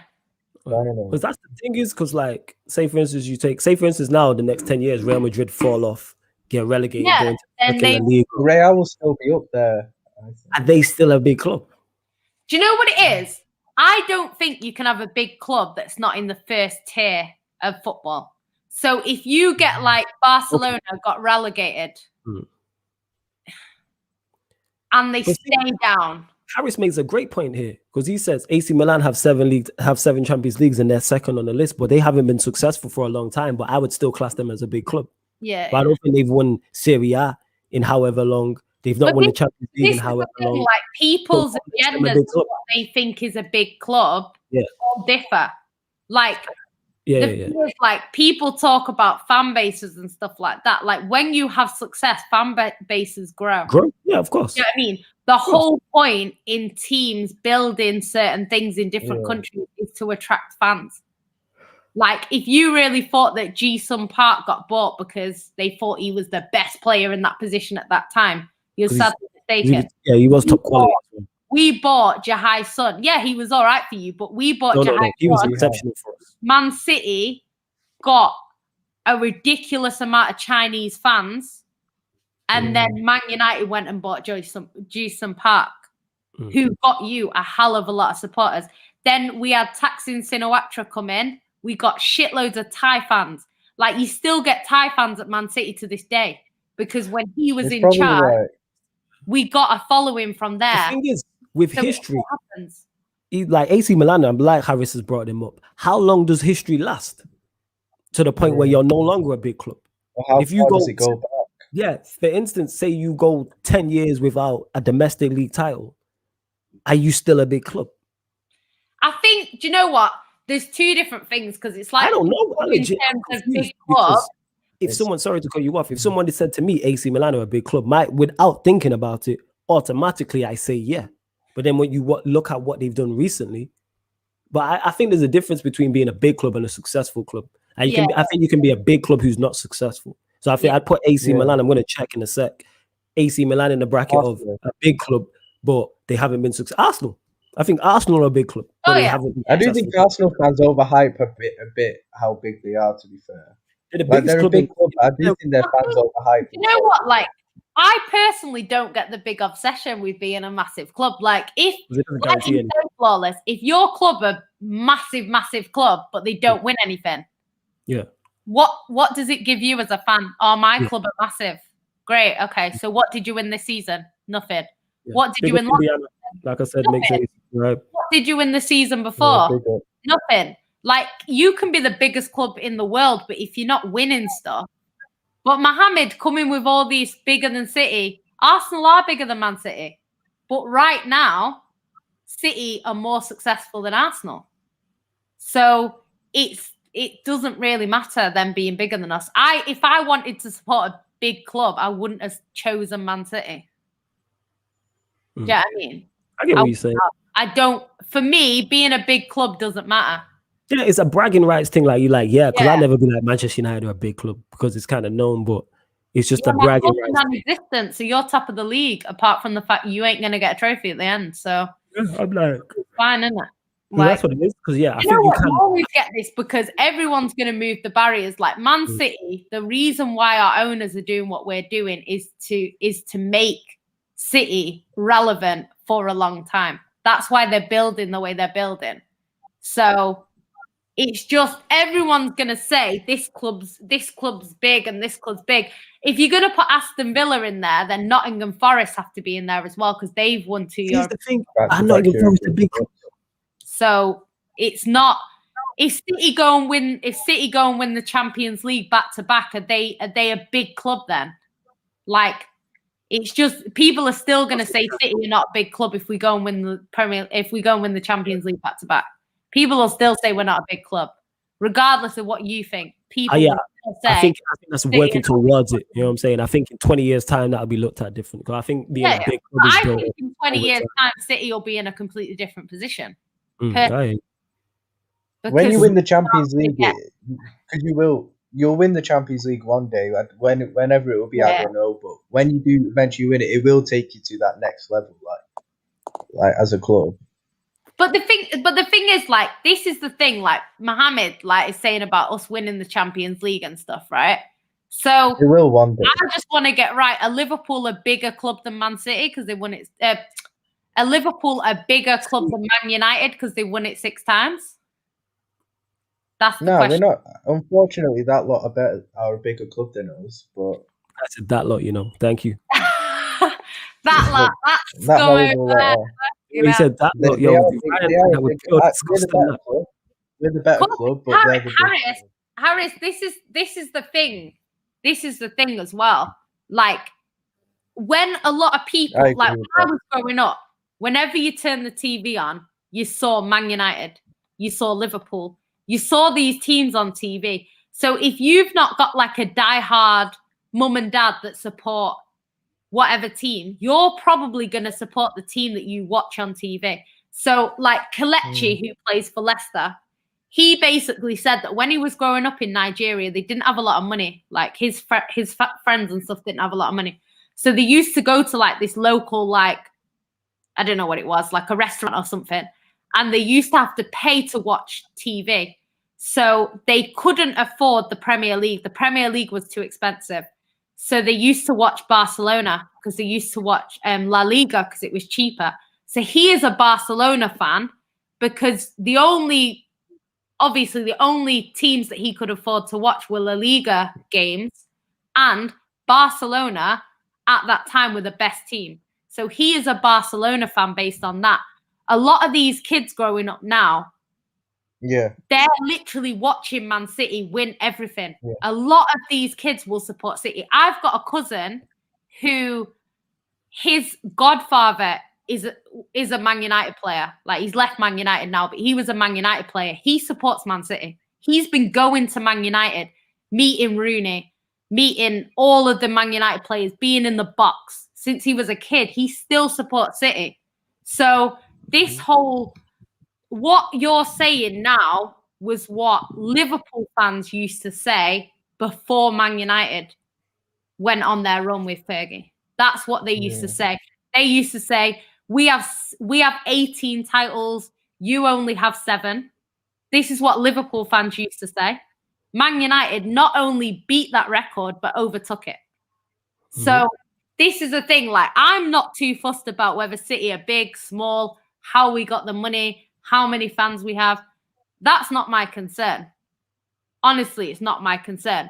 The thing is, you've just got to be careful what you say, because Liverpool fans were adamant that Man United would never catch their 18 titles. And Man United not only caught it, but they overtook it. Yeah, man, we all remember the famous banner and that. Come back when you've won 18. We all remember that. We all remember that famous. I remember that famous banner. You didn't overtake the European Cup. This title will be on 7 titles. So I'm not saying we're going to overtake Man United, but all I'm saying is it's possible for teams to go on a run like Man United. It's possible for that to happen. And it's possible for them to dominate for a certain amount of years. And it's possible for probably not for them to overtake. Say, for example, Villa. take Villa, right? Villa have won the European Cup. Say Villa go and do what Man City are doing. But the difference is Villa have already won the European Cup. So say, for example, Villa go and win it again because they've been there, done that. Like Liverpool. Liverpool have been there, done that, so they went and picked one up. Say Villa win it, and then Villa win it again, and then Villa win it again. They've overtaken Man United for European Cups. Do you know what I mean? It's not impossible. I'm not saying it's going to happen, but it is not impossible. And what football fans need to realize is when they're saying this is never going to happen, you don't know. You literally don't know. Sunderland fans were saying they're never going to get relegated. They got relegated and then got relegated again. Do you know what I mean? Sunderland fans don't have that. That was hella unnecessary. Well, it's true. But they said when Newcastle got relegated, they laughed at Newcastle and they said that'd never be us. Then they got relegated and they were like, yeah, we're going to come back up again. Because they've seen teams like City go up and down like a yo-yo. They thought they'd do the same. They didn't. Nothing is impossible in football. That's all I'm saying. Nothing is impossible. So I'm not saying that City are going to be better than Man United in 10 years. I don't know. All I know is that Man City are putting themselves in a position to dominate. That's what they're doing. And we will see if that happens. But so far, it looks like that's the way it's going to go. So I don't know. That's spot on. I hope you lot have enjoyed the show. We've almost gone 3 hours. Midweek is what it is. Make sure it's so important to support the channel. Way more league titles than Man City either. They haven't. Keep subscribing to Sarcasm City TV. They've got 2 more, I think. Yeah. Which clubs are you talking about? No, actually, they haven't. I don't know. Only Everton, Arsenal, and Man United and Liverpool have won more league titles at the end of the season. Yeah, man. Big up to everyone who's locked, though. Much appreciated. Subscribe to Sarcasm City TV. New thumbnails. We're working. It's a work in progress over here. We're back tomorrow. We back early tomorrow. Stack show. So you got the Music Minded podcast at 2 p.m. with Lindrix and Sophie talking all things music. 4 p.m. you've got the Fandom United podcast. Then you've got the Arsenal versus Benfica live watch along. Then immediately following that, you have Manchester United versus Real Sociedad live watch along. You didn't watch along for that shows. You're already through. Is what it's the show. Hashtag the show must go on, man. You know what I'm saying? The show must go on. I enjoy it. I can't say I like talking to the people. It's better than watching it on TV by myself. You know what I'm saying? So this is a question about the big club thing. Who's a bigger club, do you think, between Arsenal and Chelsea? It's a tough question. Again, that's all. Yeah. Chelsea, because they have a Champions League, are in a different, but they've had more so much better. It depends what you base it on, because if you're talking about fan bases, Arsenal had a bigger fan base. They probably still got a bigger fan base, but Chelsea have also got a ridiculous fan base now. Yeah, they've got a big one. Got better since their success, let's be honest. And the thing is with Chelsea is it depends what you value, because people that value league titles would say Arsenal, because Arsenal have 13 and they have 6. So in terms of league titles, Arsenal are pretty clear. But then when it comes to European trophies, Chelsea are clear. So it's like, it depends what you value. You know what I mean? Like Real Madrid are seen as one of the biggest clubs in the world, and internationally, they're European. They're clear of everyone. Do you know what I mean? Oh, yeah. So it's like they're, in terms of the European Cup, they're clear. But then league titles, I don't really know how many they have, but I think they've still got a lot. They've still got quite a lot. They've still got the most in that. I still think they got the most of the league, yeah. Yeah, they've got loads. They're just successful across the board. Mad. Yeah, Barcelona, not as many Champions Leagues. I think they've only got 5. But they've got shitloads of league titles. They've got a lot of league titles. But yeah, they're again successful across the board. So it's like them sort of clubs. It depends. But you know what? Like, people say City are not a big club until we win the Champions League. But then in the same breath, they say Arsenal are way bigger than Man City. So don't really make much sense. So yeah, I don't know. You can't have it one way and then have it the other way. Because there's no clear metric. Yeah. That's the problem. There's no clear this, and this. There's nothing to rank it on. Everyone's is subjective because you're talking recent success, you're talking history, fans, like there's no clear, like I said about, and in the grand scheme of things, it don't mean anything because you can be a big club and not win anything. I was just looking at AC Milan's what they've won recently. They haven't won their league in 11 years. Or I'm saying they haven't won they haven't won a European Cup in years, but they're still a big club. They're still AC Milan, like that never goes away. But still like give me success over being a big club. You know what I'm saying? I think what I will say is I think having enough success over a long period of time, 20, 25 years, puts you in the big club conversation. Like if City continue and Chelsea continue at the rates they have, they'll become that. Yeah. The only people that talk about City being a small club is other people. City fans don't talk about City being a big club. All they say is if Chelsea are a big club, why are we not a big club? Then they say, well, you haven't won a European trophy, but then they still rank Arsenal as a big club. So it just needs to be clear about what it is. If it's you can't be a big club without a European trophy, then Arsenal can't be in that conversation. Do you know what I mean? Yeah. So that's the thing. You can't have it one way, but then not the other way. So it's just, I just think it's a bullshit. It's really with Liverpool and it's one of United are like the Go on, certified big clubs in literally every kind of category. Do you get what I mean? Like Liverpool and United, in terms of British clubs, they're kind of the only two clubs who are big in kind of pretty much every category. You're talking trophies, fan base, and everything. It's a proper. The people that talk about Man City being a small club then say Tottenham are a big club, which confuses me more. Yeah.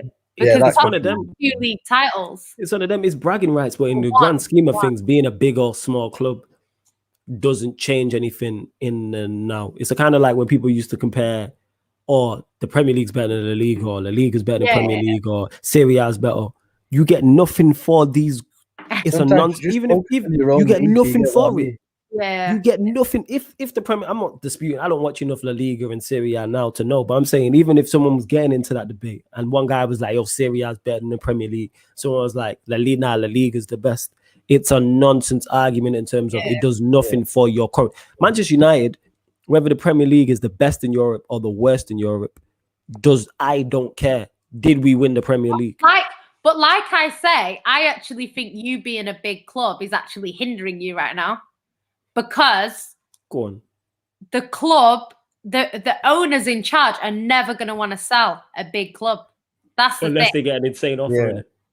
But then it's like, it's just, if, say, for example, you're a billionaire and you've got a choice between buying Man United and, like, I don't know, PSG. Taking Man United. Do you know what I mean? Well, you are as a United fan. But not every millionaire is going to think, any sensible millionaire is taking Man United and that. You know what I'm saying? Yeah, any sensible. Manchester over Paris. You know what I'm saying? Let's put it out there. They're going to sell. That's the thing. I think for everything has its price. So I agree with what you're saying. I think it's just astronomical.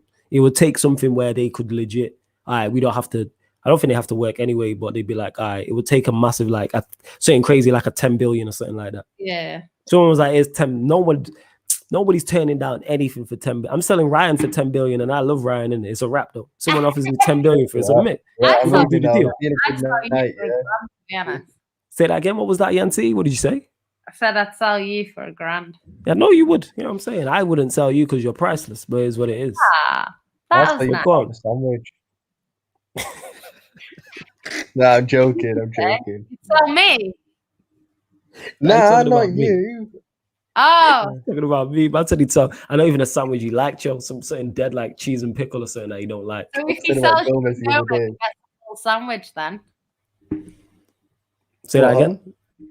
No, because he said he'd sell you for half a sandwich and sell Gomez the other day for half a sandwich. So I wouldn't sell Flowers for anything. See how my host treat me, people. You get me? I said I'd sell Ryan for 10 billion. That's the starting price, is 10 billion. And I said, Yancy, I wouldn't sell her. She's priceless. And one of them would sell me for half a sandwich and the other for $1,000, you know, 4 zeros. See how they treat me. People. That's the thing. Like, I think it's, I don't know. Like, I think it's a great question. It's just, for me, it's just like you say, it's kind of a pointless argument because you can have the biggest club in the world, but if you're not winning anything. Yeah, that's what I'm saying. I'm not discrediting Tottenham. Like, it's like, being a big club is all well and good, but what's your current success? Being a big club is great for the owners. That's what the owners want. Yeah. I think we get mixed. It's like being a historic club. Like, to me, AC Milan, like I've said, I keep using them as they're a massive club. Yeah. But they've had no success in the past decade. The biggest example I think of is, like I said, Arsenal. Like, do you really think Kroenke?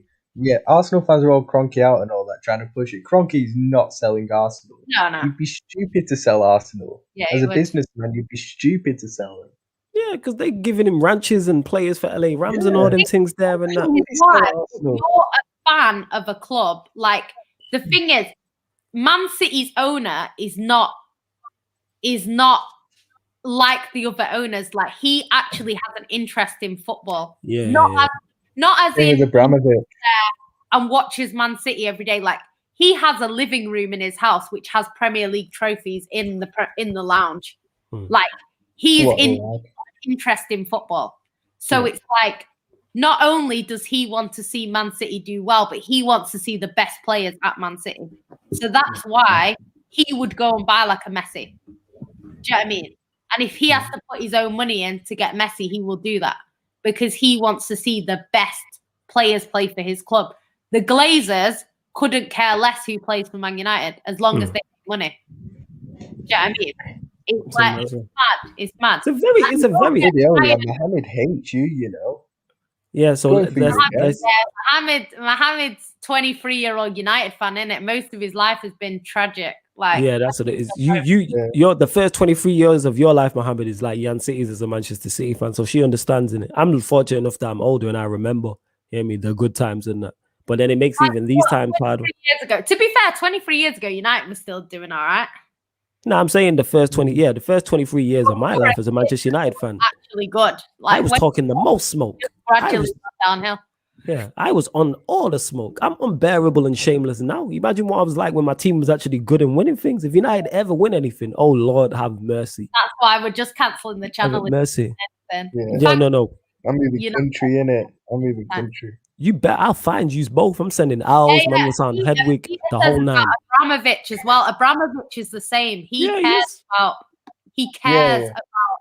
the football, and it's not just about making money. Like, at the end of the day, if you have a successful team with the best players, you'll make money because people want to see the best players.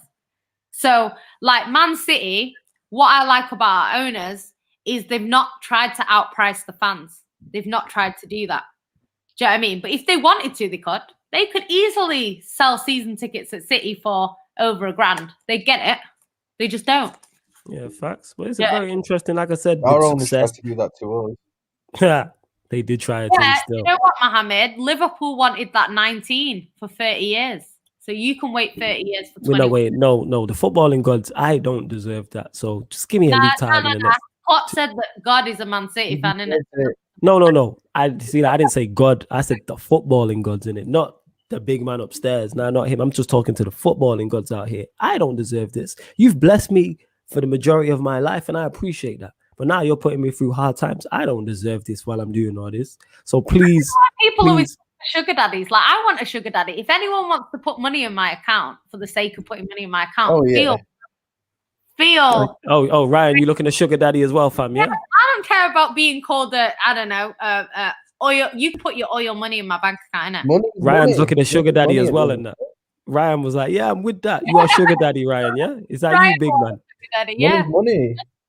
All right, okay. Yeah, they're famous last words in that. Yeah, when some shake slides in your DMs, be ready, Ryan. Yeah. You know what, it's so funny. I tweeted about that. I'm ready for that. I'm looking through my DMs now.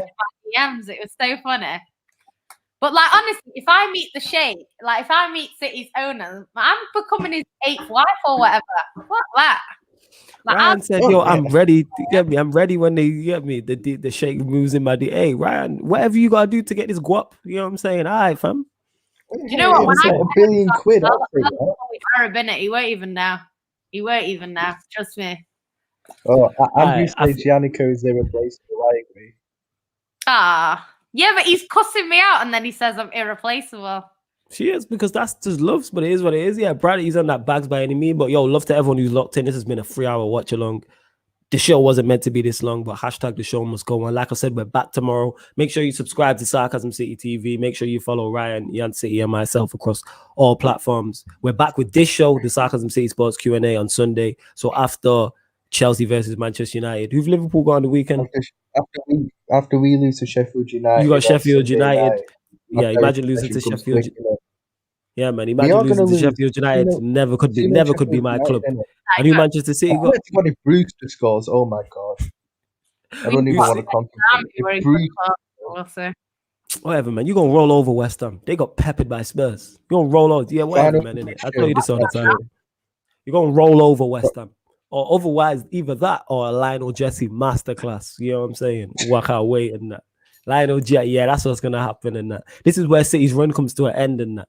Lionel Jesse, you know what? masterclass. To be fair, our run is going to come to an end. And it's going to come at the end, at the hands of either Manchester United, Martial, or Lionel Jesse. Yeah, West Ham are in a good position, isn't it? Because West Ham, let me look at the table before we go. Yeah, look at the table. Pull up the table. The Premier League table, West Ham are on 45 points. So if West Ham beat City, they go 1 point behind Man United. So that means if you don't beat Chelsea, they'll be right behind you as well. It is what it is. Oh, yeah, as well. Wait. Danny's our salary guy. What are you telling me? It's close, but... This guy taking liberties, yo. You're taking liberties. And yes, Wayne will be joining us on Sunday as well for that Q&A. So I set myself up playing Chelsea on that day. Oh, for fuck's sake, man. Jesus. I'm going to be doing previews with Chelsea. Oh my God. It is what it is. But yeah, like I said, we will be on the Q&A, obviously recapping, Chelsea versus United, Liverpool versus Sheffield United. Where's that at? Is that Anfield or Bramall Lane? Sheffield United. Sheffield United. Oh, so... yeah, I was going to say if it was at Anfield, Sheffield United are the favourites. Sheffield United win all day. And City playing against West Ham. And like I said, Wayne will be joining us. Just keep locked in, man. Love to you lot who keep supporting. Big up all the haters in the comments. Keep going. Big up all Yancey's haters. Keep hating, loves. Big up to everyone. Doesn't have any hate. Yo, big up to everyone who dislikes me and that you talking to the wind. You get me? Because I don't pay no attention to you lot. You know what I'm saying? Like, you lot hold a quick mute, you know what I'm saying? You lot just talking to the wind in it. So keep adding me. Bitches in the comments, innit? Yeah. Yeah, keep adding me in it because I only see when someone responds to it who I follow or whatever in it. But yeah, you lot keep talking. But on a positive note, love to everyone who's supporting. We're glad we've entertained you during the night. It's literally 4 o'clock in the morning over here, Yan City, showing off 38 teeth. Yeah, nothing but love. This has been the Sarcasm City Sports Q&A on Sarcasm City TV. Thank you very much for tuning in.